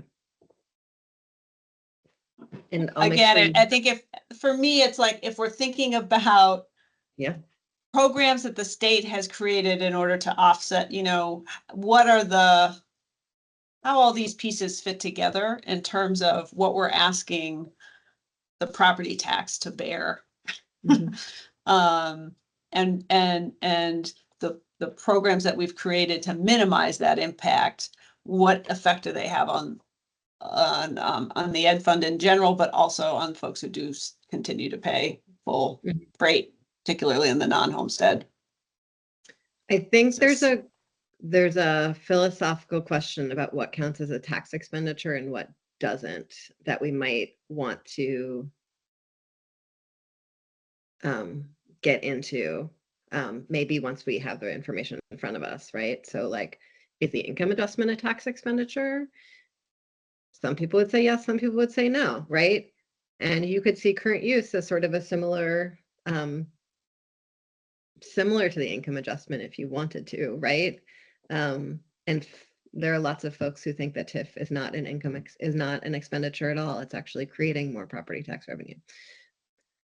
So that will be a fun part of our next conversation. And I'm sorry that the tax expenditure report was not one of the 15 reports that I sent around to everyone, but you'll have it soon. You can leave something for the next time. What did you say, Michael? I said we can have something for the next time to read. Yes, yes. Anything else for Jake from anyone? Okay. Thank you so much for doing that, Jake. Really appreciate it. Yeah, no problem. Thank you.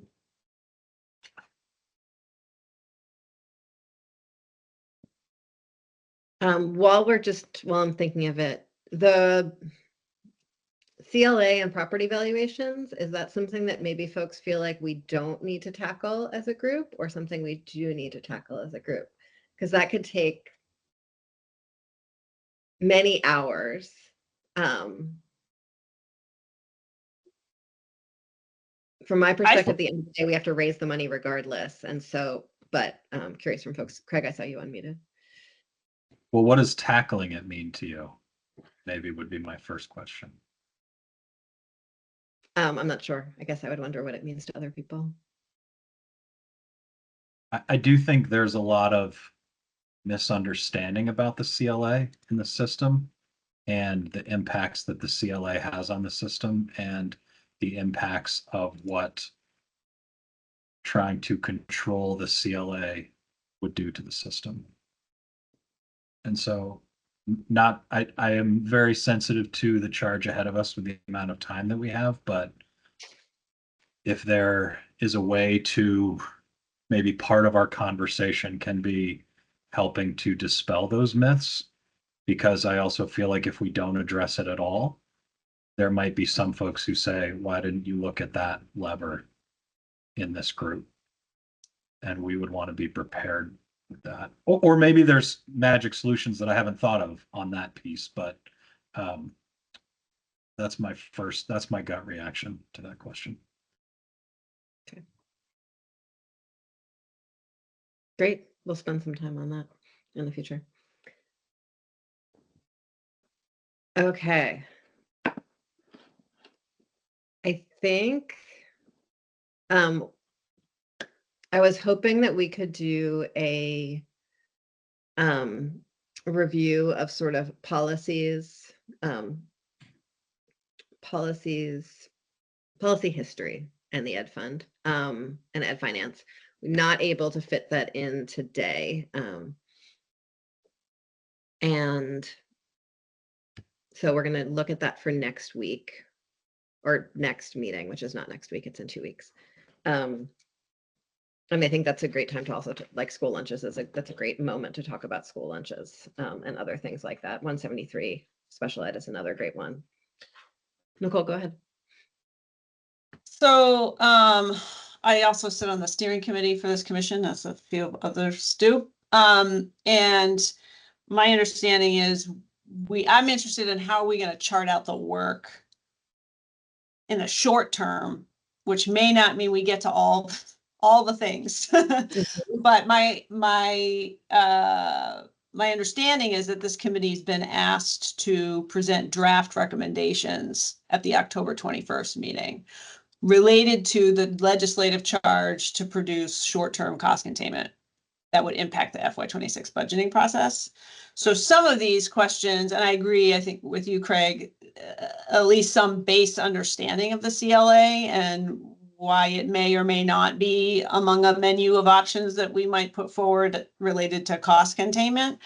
But some of the issues that we might need to dive into in greater detail, for me, are more informing the longer term conversation. And I'm just wondering what folks are thinking about in terms of how are we gonna get to a targeted conversation around FY26 so that we have something to share with the commission when we present on the 21st of October.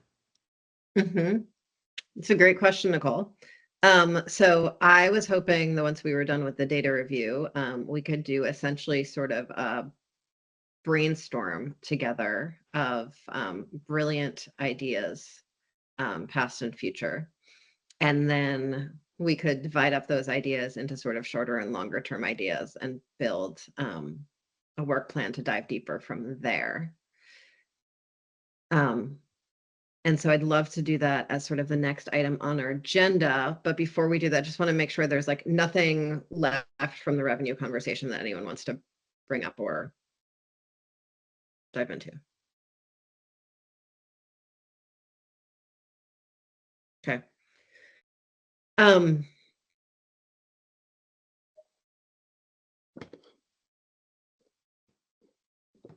So I have a question about this charge, which I think is not as clear cut in statute as it's being interpreted.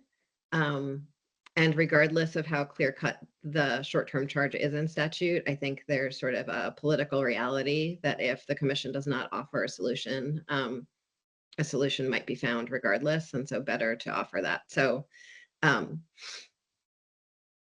and I think this is a wildly short timeline that we are working with. So just want to say all of those things out loud, because there are no, if there were magic solutions to any of this, they would have been found already. Okay, so when we're going to be in person, I just want to name that, like, saying a policy solution out loud sounds like you love that policy solution and you want that policy solution to, you want to bring it home to your district and make it your best friend and have it enacted into law. If we are sort of stuck in brainstorming with that frame, I fear no one will say anything. And so in an effort to have a brainstorm that is creative and stormy, I was thinking that in person, we could like slide Post-it notes into the middle of a room without our names on them in order to begin a preliminary list. But in the absence of that, I made a Jamboard, and I sent around that link to everyone. And I think we could use that for folks who are watching this after the fact or now. The finished Jamboard can become part of the meeting minutes as a PDF. So sorry for the studio audience how awkward this is, but this is just the best we can do here in 2024 from our home computers. So I'm going to do sort of like a quick overview of how I'm going to do a quick overview of how a Jamboard works. Does that sound okay? Okay. Did everyone get the link, and do all of these little animals represent all of you? Is everyone in the Jamboard?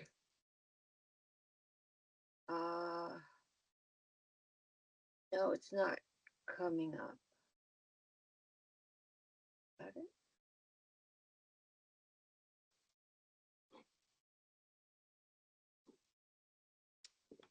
And do you have the link? I've got the link. I think I've got it up. Okay. Okay, great. I don't have any little animals, but I have something yellow that says Jamboard. Great. Okay. So the way this works is at the very top, in the center, there is your page number. It's at, like, when you open it's at 1 of 4. To go to other pages, you just click the little arrow that brings you to the next one. I'm bringing that up first because it's actually a little subtle and hard to find sometimes. And so we have 4 frames that we're working with today. And then the way that you add something to this is not the text box, actually. It's on the left side. The 4th little icon down is the sticky note. And you can create a sticky note in whatever color you want. And then you write things in the sticky note, and then you hit save. And it adds your sticky note, and then you can move it around.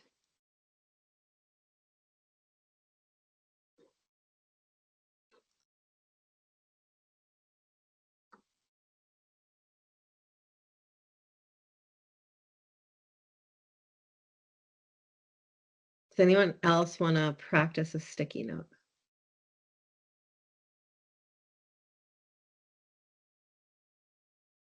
Great. Okay. So I'm going to give you a little tour of the tabs I made here.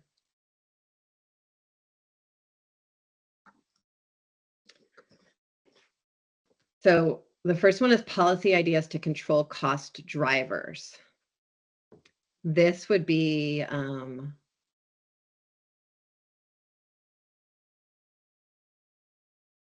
don't know how to, I'm just going to throw examples out. Maybe I'm going to get myself in trouble. Who knows? These are wild times. Well, I think someone just wrote about that 2023 report. I can Mhm. read them to you. It was written by JFO. None of us own it. It's great. So cost drivers, I just want to sort of define what I mean by these like 4 things, but thank Yeah. you. That's a great idea, Yeah. Nicole. It's really good. Yeah. Okay. Yeah. So cost drivers are, you know, we just talked about them. We're not entirely clear on what they all are. It's why we want to do a little bit more analysis, but we sort of have an active story that mental health costs are one of the reasons that spending is going up. And so a policy idea to control cost drivers would actually be sort of things that might change the structure of schools so that mental health costs would go down for the ed fund, right? It's not something that's going to shift spending between the ed, like between district spending and state spending. It's something that might actually sort of start to maybe solve the problem so that the costs might go down or to spend money more efficiently, right? Policy ideas to reduce tax rates. I'm going to make this property tax rates.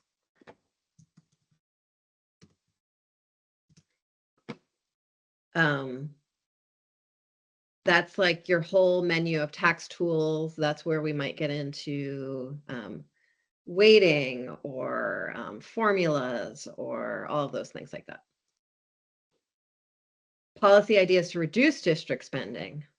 These would be like all the really fun ones about how you can just move things between districts and other sources, but the system is still sort of absorbing those costs. Michael, do you want to jump in? Could we actually project this since we have some public watching? Can we project the Jamboard so people can see it? Yeah, we could do that. That's a great idea. I will do that in 1 second. The next one is data desires. That we'll do that sort of before the end of the meeting. Okay. I'm terrified and I'm going to try to share my screen on Teams. I'm going to close a few things first, just so I don't fully embarrass myself.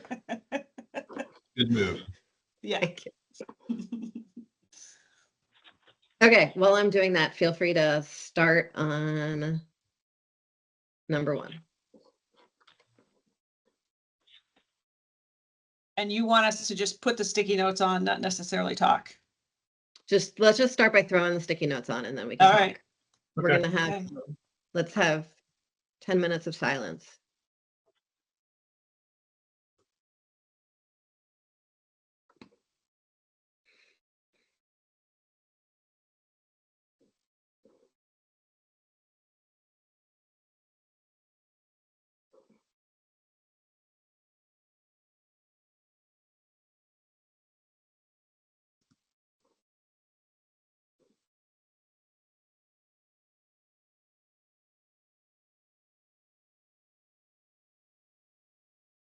Did that work? Yep. Yeah. We see the Jamboard. Cool.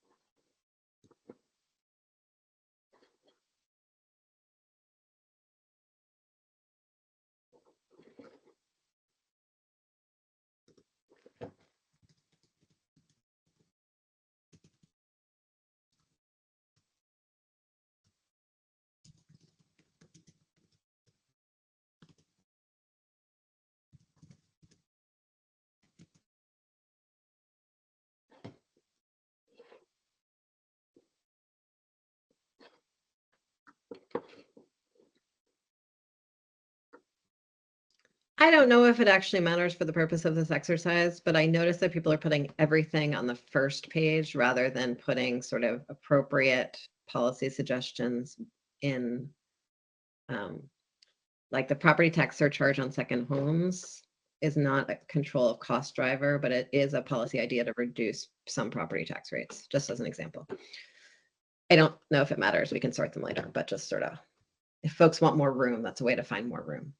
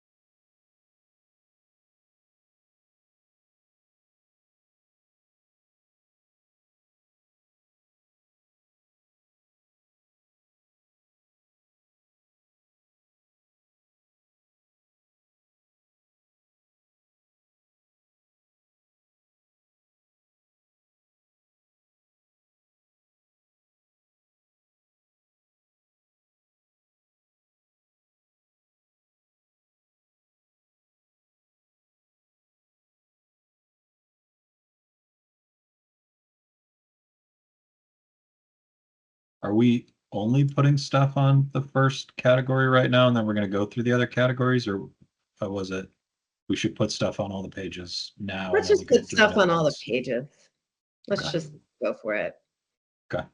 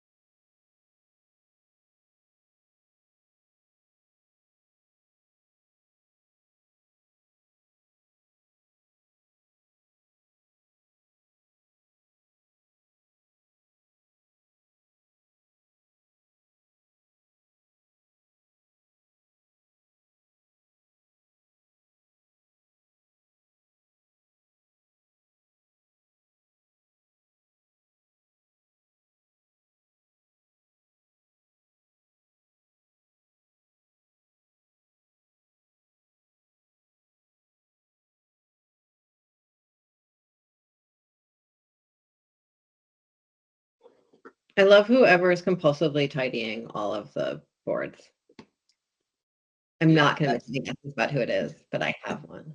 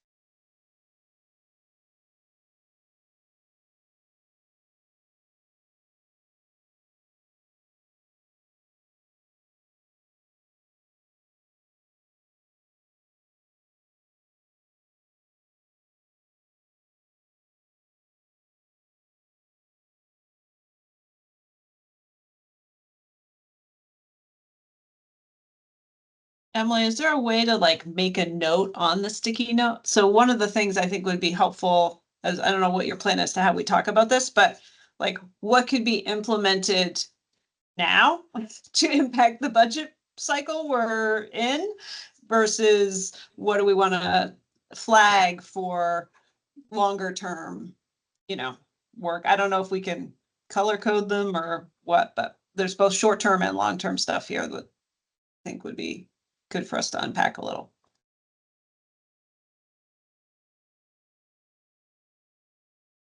Emily, you're muted.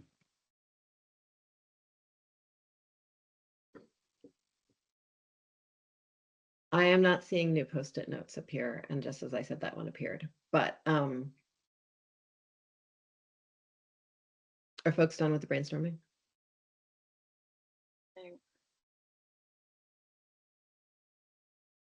Okay, I hear no no's, so I'm going to take that as a yes.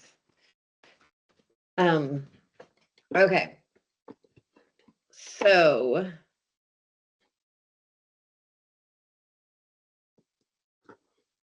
what to do next here? Let's figure that out.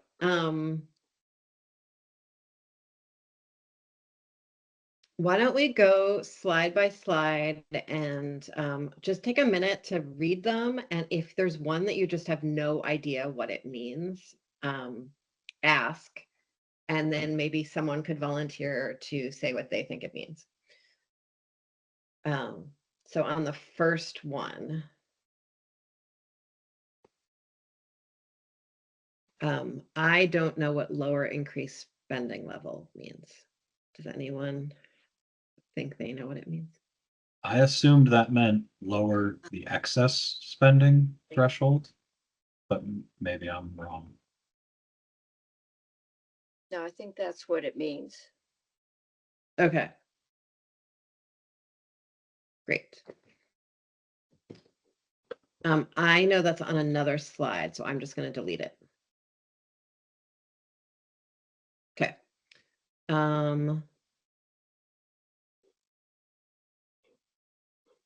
Anything else anyone doesn't know what it means?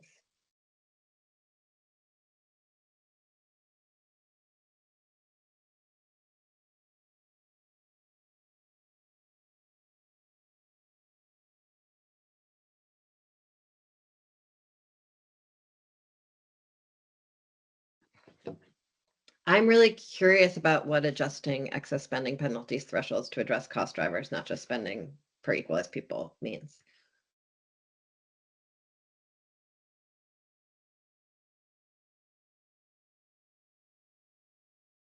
Does anyone have any ideas?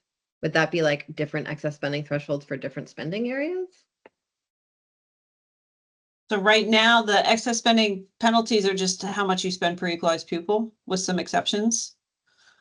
And so I would assume that it would be a more tailored mechanism that would not, because for districts that operate at scale, there's not much, that the excess spending threshold or penalty does not really have much of an impact on budgeting decisions. And yet larger districts have a big hit, have more of a hit on the ed fund than smaller districts. So it could be more tailored is what I would assume that means. Thanks. Okay, I'm gonna do some summarizing then of this one unless someone else has a question. So we have a whole bunch around healthcare costs and bargaining.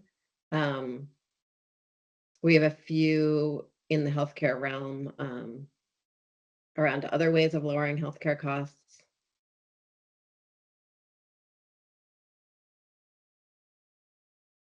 And then there's a universe about sort of limiting the money that leaves the school to go other places. So cost limits for therapeutic schools, cost limits for tuitioning, designation,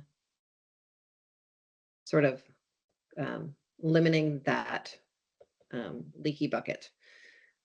I have no value judgment in the use of the word leaky bucket just now. And then also on special ed, sort of doing more on the upstream prevention side.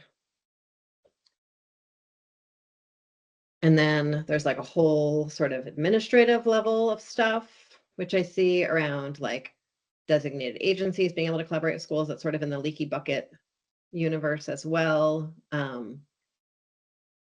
Other ways that admin costs can be reduced, bulk purchasing, all of those things.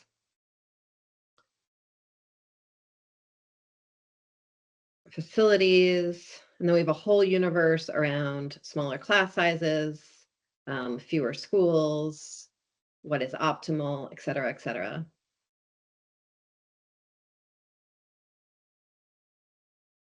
We have a universe around excess spending penalties and targets and reserves, and I think that actually all goes in the next slide. But it is sort of using tax policy there. And then we have some new revenue ideas around sales tax and property tax surcharges. And then a great big suggestion to agree on what is off the table.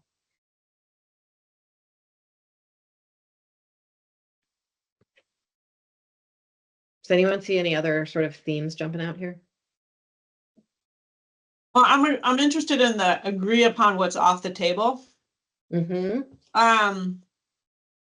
Like off the table forever or off the table for FY26? Wow. Well, I don't think anything's off the table forever. Right. But I don't know who, yeah, I'm not sure. It might be, It's yeah.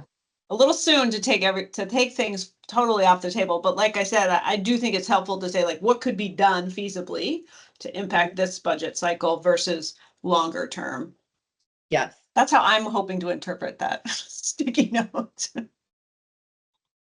I would agree. Okay. And the one thing that, as you were talking, that came up to mind was Emily and Ann would have a good idea of what were some policy proposals put forth in the last session that could be considered in this short-term world. Are there bills out there already? I'm sure there are. I know there are, that we should be considering.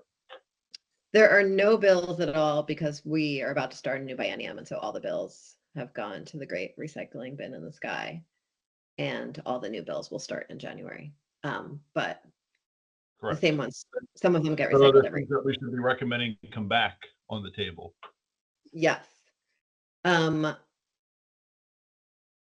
I just ask one more clarification on the ending in-house pre-K programs?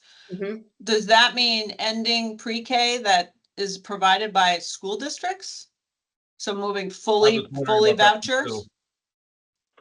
So I will volunteer to the universe. I put this there. I don't think it's a good idea. I just put it in there. And Okay. I put it in there, and I think it's a terrible idea. I just want to explain why I put, but I'll explain why I put it in there. In-house pre-K programs are significantly more expensive than just the $10,000 per student when it's paid out as a voucher. And so we have tremendous inequities in how much money is being spent on pre-K students from district to district. And there's a lot of things like that. And I think that's just a nice example of a place where we have tremendous inequities in spending. And there might be a policy solution to fix that. I think some of the in-house pre-K programs are some of the very best programs in the entire state, and I don't want to lose them. Right, like, maybe moving to full ADM for districts that do offer pre-K. Yeah. Thank you. That makes sense. I understand that. That's a good idea. Okay, so let's play this really fun game of what's possible this year. And so my question is, are we doing what's possible this year, meaning what can we pass this year, or what will make any difference for FY26 budgets? Irrespective of politics, what will make an impact on FY26 budgets as opposed, because if we get into, can this pass, can this not pass? I think the reason nothing's happened is because it's politically tough to do. So I would suggest Okay. what would actually impact FY26. Okay. Let's do that. To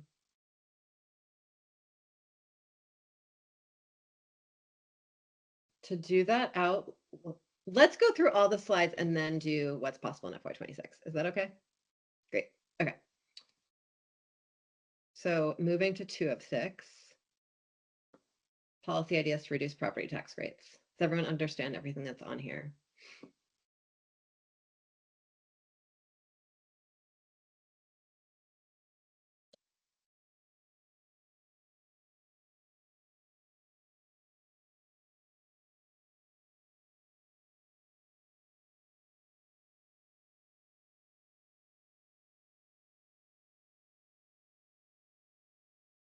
Anyone have anything that they don't understand that's up here?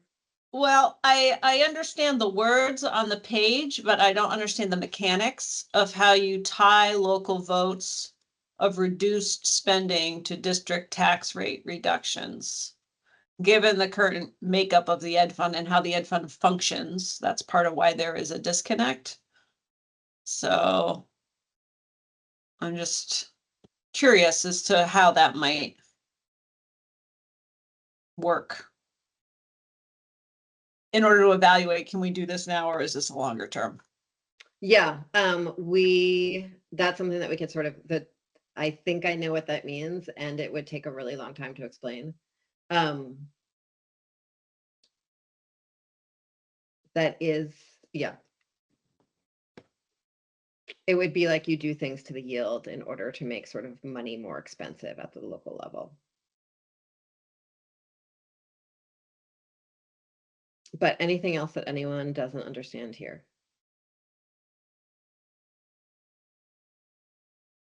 Okay. 3 of 6.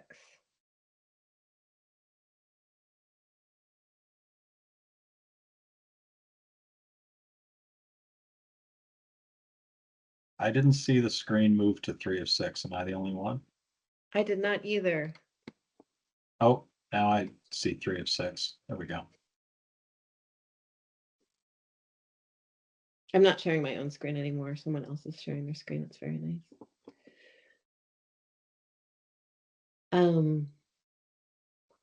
Everything here look clear to people?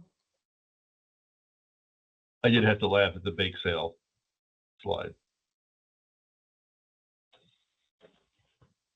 Yeah, I think we should have had car washes in there too.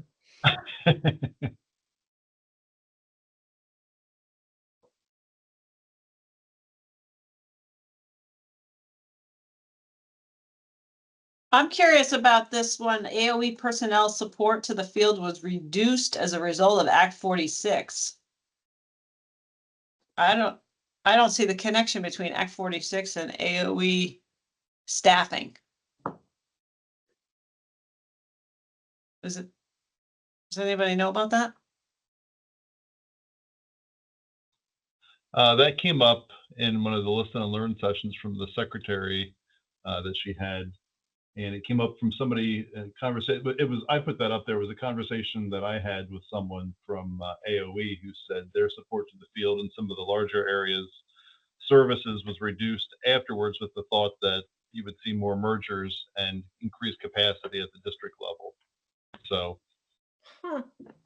That's not the narrative I'm familiar with. I think there have been some new positions added, actually. But anyway, okay, thanks. Be good to fact check that. It was a wonder of mine, not necessarily based in tremendous amount of information. I think we see some of the same themes here. Level growth rates, excess spending thresholds, ways that other, AOE or AHS could be supporting schools, questions around bargaining and minimum class sizes. Okay. So let's start with this one on things that could make a difference for this year.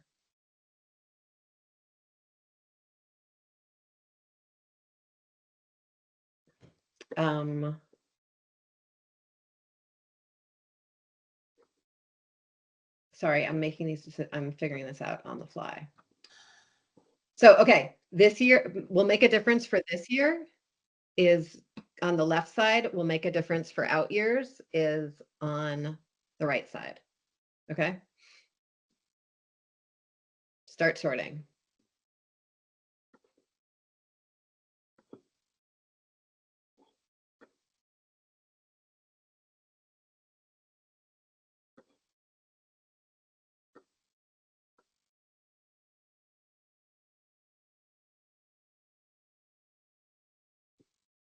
Just tossing out ideas with little stickies. Policy ideas to reduce district. SR, you are unmuted. And yes, we are brainstorming with sticky notes virtually.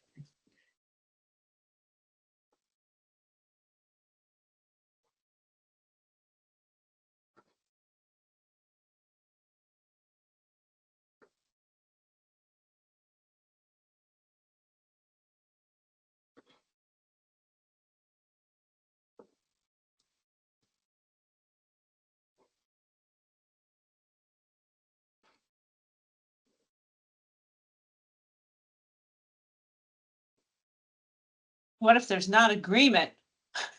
What if someone wants to have it on the left side? I feel like these are going back and forth side to side. Tug of war. There's a little tug of war happening. Okay, let's talk about it. Okay, class sizes, tug of war. So I just want to sort of talk about the timeline that we're talking about here, right? Mm-hmm. So districts are finishing their budgets right now. They'll be done finishing their budgets in January. The legislature convenes, debates, discusses, votes. Best case scenario, a law passes in April. How will that make, which of these things would have any chance of reducing district spending. Staffing For July. guidelines. I think staffing guidelines, if they Okay. came out this fall, could make an impact. Oh, from AOE, not from the legislature. Correct. Lovely. But that would have to be soon, just because a lot of districts have deadlines. If you're looking at reducing staff, there's a lot of RIF deadlines and CBAs. So Yeah, it would need to be part of the budgeting process. correct. But I think the local political pressures piece of this is not to be underestimated. And there are examples I'm aware of just within the last budget cycle where proposals to reduce staffing were, you know, a lot of resistance to that. And there was not much that a board or an administrative team could point to other than their own analysis. And so I would hope the agency would have some ability, at least to provide some guidelines. Again, not setting, Mm-hmm. that can be helpful. Okay. I was assuming that guidelines wouldn't be enough and it would need to be law, which is why I was playing tug of war to move it to the right side.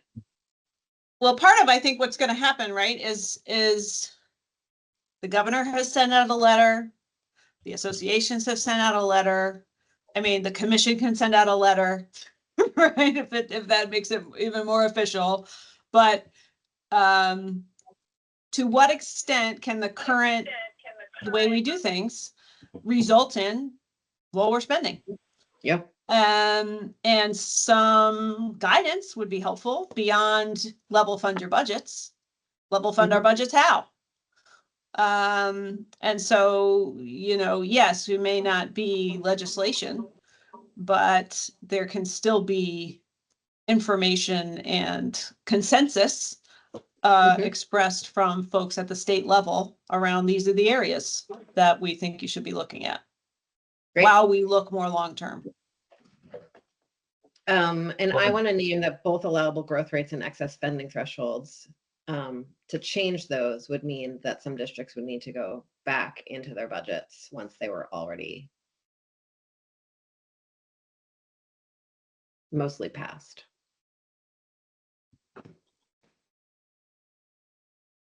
But I appreciate your point, Emily. I think there may have to be two pieces to this: recommendations and then legislative action.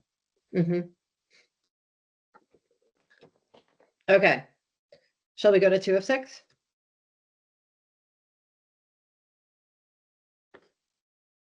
Someone will tell me if I'm moving too fast. Okay, no one will tell me if I'm moving too fast. I'm just kidding. I understand what you meant. Okay. So hard to have a personality here in virtual land. Okay, let's do the same thing. This year goes on the left, out years goes on the right.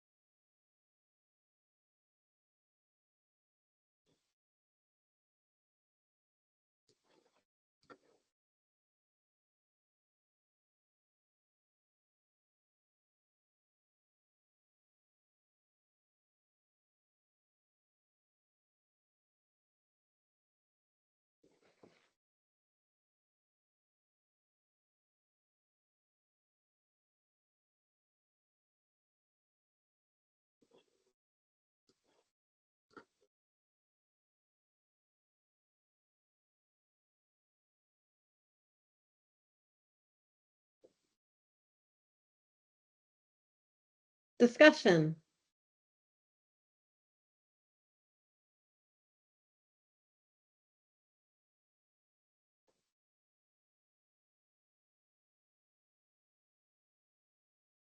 Can I make what may be a quick point and not trying to derail us on not necessarily a timing thing, but Go for it. I should have brought this up in the don't fully understand. I get it. The one about diversifying revenue sources to the ed fund to ensure alignment with national average or state support for school budgets.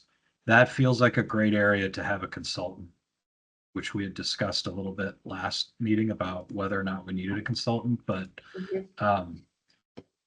my gut says that it is probably quite challenging to identify all of the apples to apples comparisons on that. And I'm not saying that we are or are not in alignment with those national standards, but that would be an area that I'd love to have some expertise help us wade through. Noted. That might be good to add to the data ask slide, if you don't mind. I'll add that adding more revenue, and I played tug of war with someone on taxing millionaires. Most revenue sources are not available for the immediate year that you pass them in. The money is usually not available until the following year, especially income taxes. And it's your more regressive taxes generally that can be raised quickly, and your more progressive taxes that take longer to raise. So that's why I moved those to the right. But an approach that would take pressure off the property tax could be to move some expenses out, or either diversify the revenue streams or move some expenses that have been added in recent years to the ed fund. Either say we're not going to pay for that anymore, or we're going to pay for it not using the property tax, which, as Jake said, is 65% of the revenue to the ed fund. Mm-hmm. I think that's a really great thing for us to dive way deeper into, because I think we could wind up with some really serious perverse incentives happening if we did that. I think mental health is sort of, the classic example, right? That's something that's supposed to be paid for out of the general fund with the designated agencies, but it hasn't worked that well in recent years. And so ed spending is picking it up, right? Right. I mean, that's the problem with the ed fund. It's easy money. Yeah. It's not that easy. It's bare, it's so complicated that you can't sort of put your finger on it and say, we're not going to do that.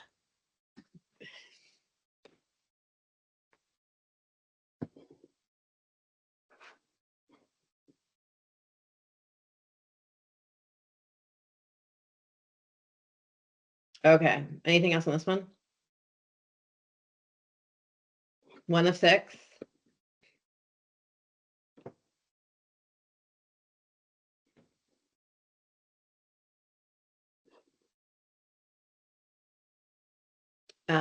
This is going to be more fun to sort because there are more little things on here.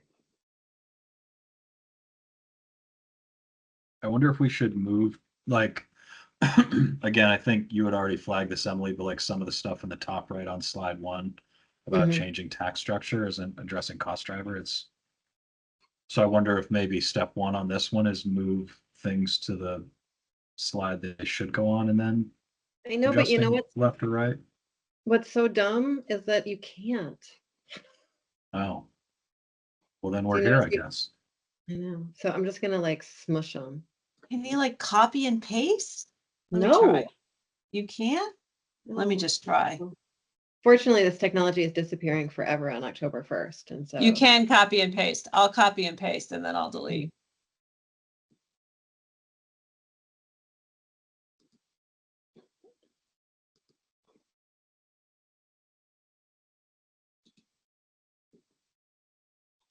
I'm sorry this is going away. It's really helpful for this purpose.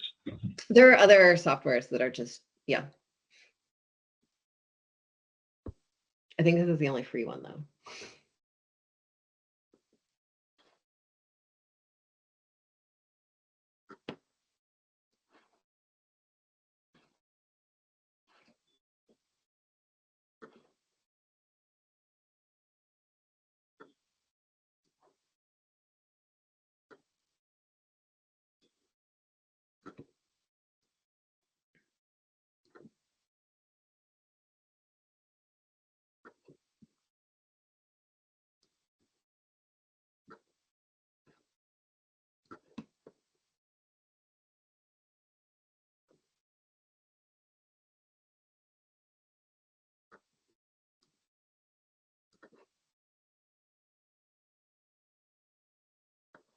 There.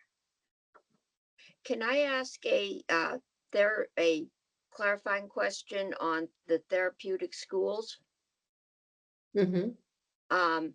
Says mandates cost limits on therapeutic schools. My just impression from some of the discussion is that we have long waiting lists for therapeutic schools and that they're hard to come by. And which allows them to charge what they want to charge, or we deal with the student, or we get into inequity. I'm just wondering, does anyone know what is the situation with therapeutic schools? I know in residential schools for kids with autism, you have to go out of state. There's a particular way that they set their costs. I think we're going to need to spend significant time on special ed costs. Yeah. Because, and I know AOE has done some deeper dives into this, I think.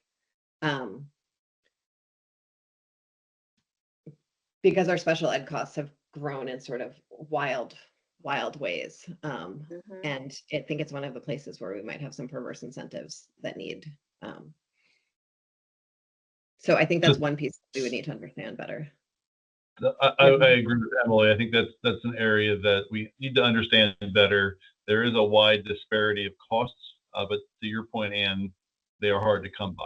But I think there's some things that this is a more complex area, but one worth discussion. Yeah, I agree with that. This is Zoe from the AOE. So we have started to dive into the special education costs and shared the state of the state with our special education directors last week, and have started to do some comparisons with other states as well. So we can certainly bring that into the conversation.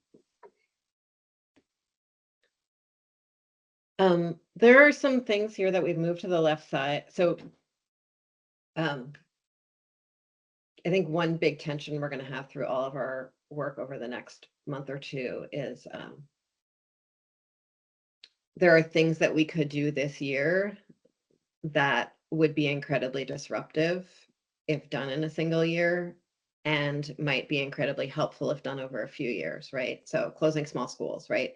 Closing a school with no notice is like an incredibly disruptive thing to do to a community. Closing a small school over the course of years and conversation and appropriate incentives can be really transformative for a community, right? There are communities that are having those conversations right now. It's just similar to the staffing discussions, right? Yeah. So local people have absolutely no cover when they're presenting plans and the emotions, and it's a hard thing. It is. And so I think, yeah, I would be concerned about an approach that would say X number of small schools are closing, but if how can the state provide encouragement, guidance, support for decisions that are being led locally to make it across the finish line? And it may even need to be a carrot and a stick, because to expect locally elected board to make a decision, even though they feel confident it is the best decision for their students and their school, but a significant number of their friends and neighbors hate, is asking a lot. It's asking a lot of us. I think if it were easy, we probably would have done it. This isn't a new issue. And we're going to have to think about what kind of counter pressure does the state want to put on to encourage schools to make those high. And we need to think about what kind of carrot the state needs to bring to the table to also encourage those actions, if that's where we decide to go. And I'm keep being told, well, we have school construction, but nobody has yet told me where that money's coming from. or They're how much meeting, it I is. think, even right now. Yeah. Yeah. So we've got some work to do on our end. Mhm.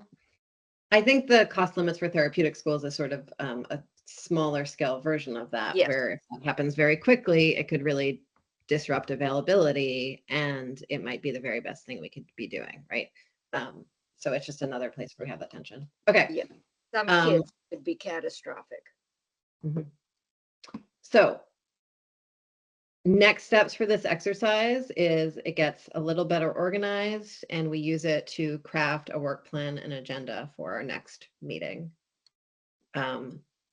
There one other person who wants to do that with me over the next week or so. Nicole, I'd you be love happy, it. I'd be happy to do that because I'm also interested in what can be accomplished. And then I think overlaying all of it is the sort of the principles that the commission established or the state's obligation around equity. I think so. So how do we then start to dig into an evaluation and whether it's a rubric or some decision-making matrix? Because ultimately the 6 of us, 7 of us need to be coming to the commission meeting towards the end of October and saying, here's our best tight timeline. A lot of these ideas have been floating around for a long time. Here's what we think could be feasible. And here's also what we think would uphold the state's commitment to equity. Because I think that is a non-negotiable. But And I'd be happy could to be a consult. useful frame. Right. Yeah. Mhm. The Brigham decision is a non-negotiable. It is. No, but interpretations of the Brigham decision are endlessly Different. negotiable. But I think we should Okay. talk about that, what the equity implications might be. Mhm. That's great. I added at the last minute a Jamboard tile on that, and I think some people added to it and some people didn't. So I'm gonna leave. If anyone wants to play in the Jamboard after the meeting's over, please do, and then Nicole and I will do some further work on it to make our next agenda and a work plan. Okay.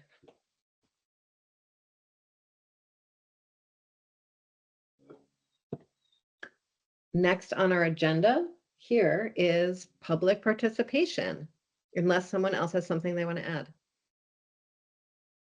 Okay, great. I want to thank all of you for this fairly comfortable, free-flowing, creative conversation we've had today. And our next meeting will be in person at AOE. And we will send out agendas further in advance of the next meeting, and really hope folks will be in touch if they have anything that comes up from this. So When is our next meeting? 2 weeks. In 2 weeks. Okay. Which is Indigenous Peoples Day, which is not a state holiday. Okay. It is a state holiday, not a Not day a- off for most state or many state employees. Thank you. It's That's what I it's meant. a It's not a nuanced. state employee Yeah. holiday. Yes. Okay. So Ed Finance is not next week. It is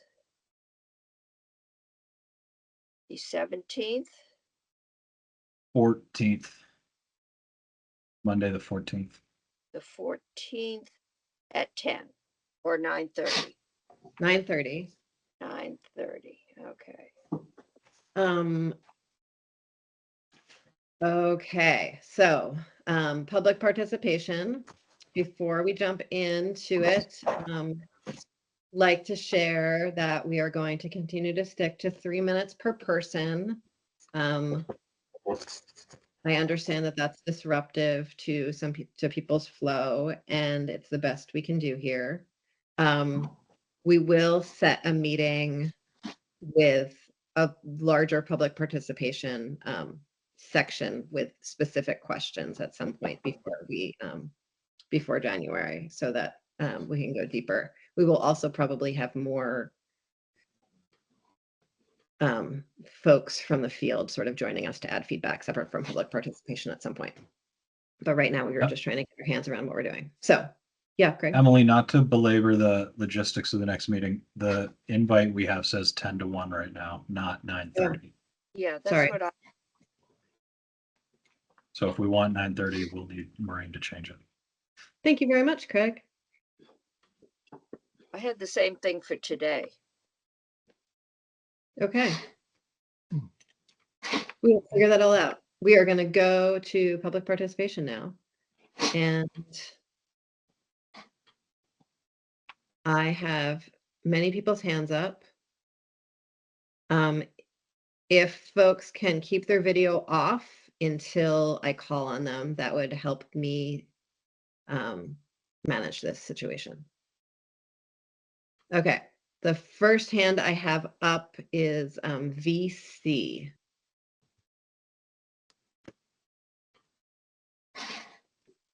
That's Sue Which I think is Siglowski. Siglowski somehow. I don't Yeah, Sue understand. Siglowski's hand is on, up Yes. on number 1 for me, yeah. Sue Siglowski, you are up. Thank you so much for being here. It's good to see you.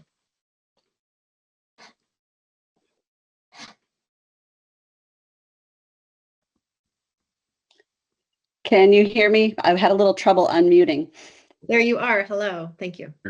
Thank you. Thank you very much. I'm Sue Siglowski, Executive Director for the Vermont School Boards Association.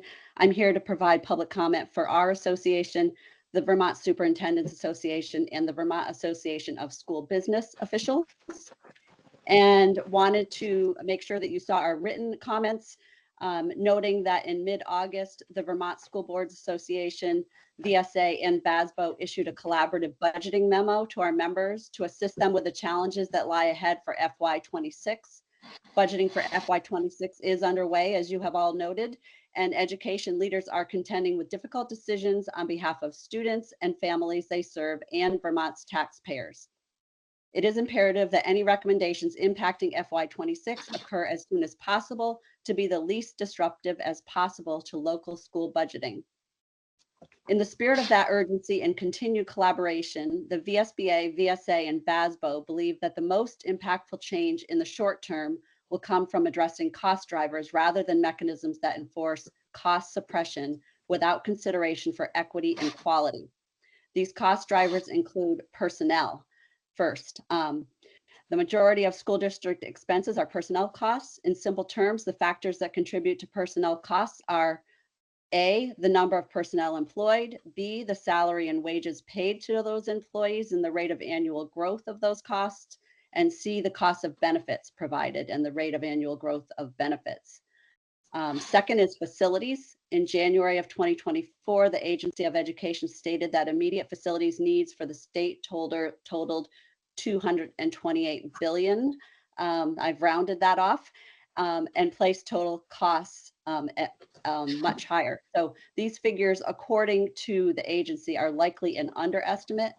There are 288 public schools serving 83,000 students. As mentioned earlier, there are districts considering school reconfiguration provisions as part of their FY26 budget process, but there is significant local opposition to closing schools despite school board and administrative support. Third is tuition. According to statewide data, districts paid a total of $83.3 million in tuition to approved private providers, excluding pre-K providers, and another $14.3 million went to out-of-state schools in FY23. For every student educated outside the public education system, it drives up the cost per pupil within the system, and this directly increases property tax rates. In addition to these cost drivers, the Commission should closely examine revenue sources of the Education Fund. According to the National Center for Education Statistics, when excluding federal revenue, state revenues constitute 51% of the funds dedicated to support K-12 education nationally. In Vermont, state sources of revenue comprise 36% of revenues in the Education Fund. To reduce the burden on property taxpayers, Vermont should either remove costs that are not overseen or managed by local school districts from the Education Fund, or add new revenue streams that bring Vermont closer to the national average. In closing, we urge you to find common ground, have the courage to act, and recognize the cost of inaction. We must honor the complexity of the issues we face and not assume that inaction comes without consequences. Let us commit to doing what we can now. Please let us know how we can support your efforts and how best to communicate with you moving forward. Thank you very much.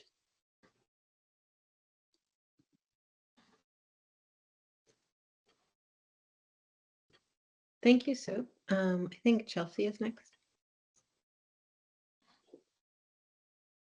Hi, can you hear me okay? Welcome. I am Chelsea Myers. I'm the Executive Director of the Vermont Superintendents Association, and I just want to say thank you for your work, and also to just confirm my support of Sue Zaglowski's reading of our joint testimony, and would like to express that I'm hearing almost daily from local school districts having extremely difficult conversations related to their budgets, and to the extent possible, if you could spend some time perusing some of those board meetings and seeing how difficult those conversations are, I think that it would give a lot of insight to the work that you all are doing. So thank you very much.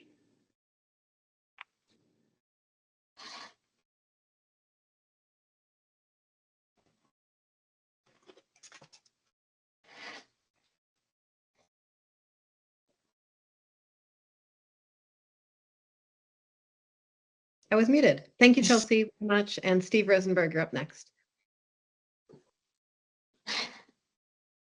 Thank you. I'm a member of that Harvard Union Unified School District School Board. I was very pleased to see the discussion about healthcare costs, since our healthcare budget went up about 15% last year, is estimated to go up 20% this year. So I share the committee's puzzlement over the figures that showed 5 and 6% increases in earlier years. And I hope you get to the bottom of it. I'm very much not looking forward to having to go through another 3 budget votes this year. I also wonder about the strength of the bargaining for health care costs. I believe VHI serves about 39,000 faculty, staff, and family members. I heard there was a proposal to merge that with state employees to negotiate healthcare costs. That would bring it up to about 75,000 people. I would think that would give us a very strong bargaining position with healthcare providers. Final thing I want to say is our district is hosting a panel in November to discuss the current system of ed funding and future proposals for ed funding for our general community. We're going to have Senators Perchlik and Gulick, our beloved superintendent, Dr. Mike Licklider, and Tammy Colby, education funding expert. I just encourage you to encourage other districts to have similar panels. We know there's a lot of misinformation out there. Thank you very much. Thank you very much. And next we have Bill Edgerton. Oops. Hi, can you hear me? We can. Thanks for joining us. Thanks. Oh, thank you. So impressed with what you're doing and how you're doing it, and your insights and your perspectives. I want to talk about Vermont tax policy. We're one of the few states, or one of the best states that has, for our income tax, a highly progressive tax policy, that a higher percentage is paid by our upper income than the lower income, and that's benefited Vermont a long time. What's less understood is our tax policy having to do with our school taxes also very progressive, thanks to the tax credit, or what we call income sensitivity. And according to the readings I've read, 2/3 of Vermont are eligible to pay their school tax, not based on their property assessment, but based on their income, up to about approximately $120,000. I think this is a huge elephant in the room. How well is that income sensitivity meeting its purpose, which is making school the cost of schooling and quality schooling. How is it working? And I've not read anything that analyzes the impact of income sensitivity on those that are eligible for it, nor have I seen any analysis on the impact of income sensitivity on moving cost to the 1/3 of the taxpayers that pay based on their property assessment. And I think that information, you need to know that. And it's well worth AOE going after that. One reason you need to know it is you read in the paper, and I've read from citizens to members of the legislature to the executive branch overstating the impact of the school tax increases. And the reason for that is they haven't considered the income sensitivity. In fact, in some cases, they've ignored it, or it's basically not even exists in their mind. And from my analysis, and I've love to be corrected, income sensitivity really reduces the tax impact of schools for those that really need it. You need to know that information. How well is it working? And anything that you decide to do, how is it going to meet both objectives, which is affordability and quality education? And one reason we have income sensitivity is to have quality education in our rural districts. They've got to be able to afford having a quality education. So I just urge this committee and AOE to really zero in on income sensitivity, the pluses, the minuses, and make sure that the policies that we've adopted can be continued, or if they're changed, we're well aware of how they're going to impact those that need it most. Thank you. Thank you so much. I appreciate you joining us. And with that, I think we've reviewed our next meeting. We're going to send out the agenda probably at the end of next week if folks have things that they want to, the end of this week, sorry. And if folks have anything that they want on the agenda that hasn't come up at the meeting so far, please do let me know. And I appreciate all of you for spending your time together today. Thanks. Thank you. Thank you. Take care, everybody. Bye. Bye.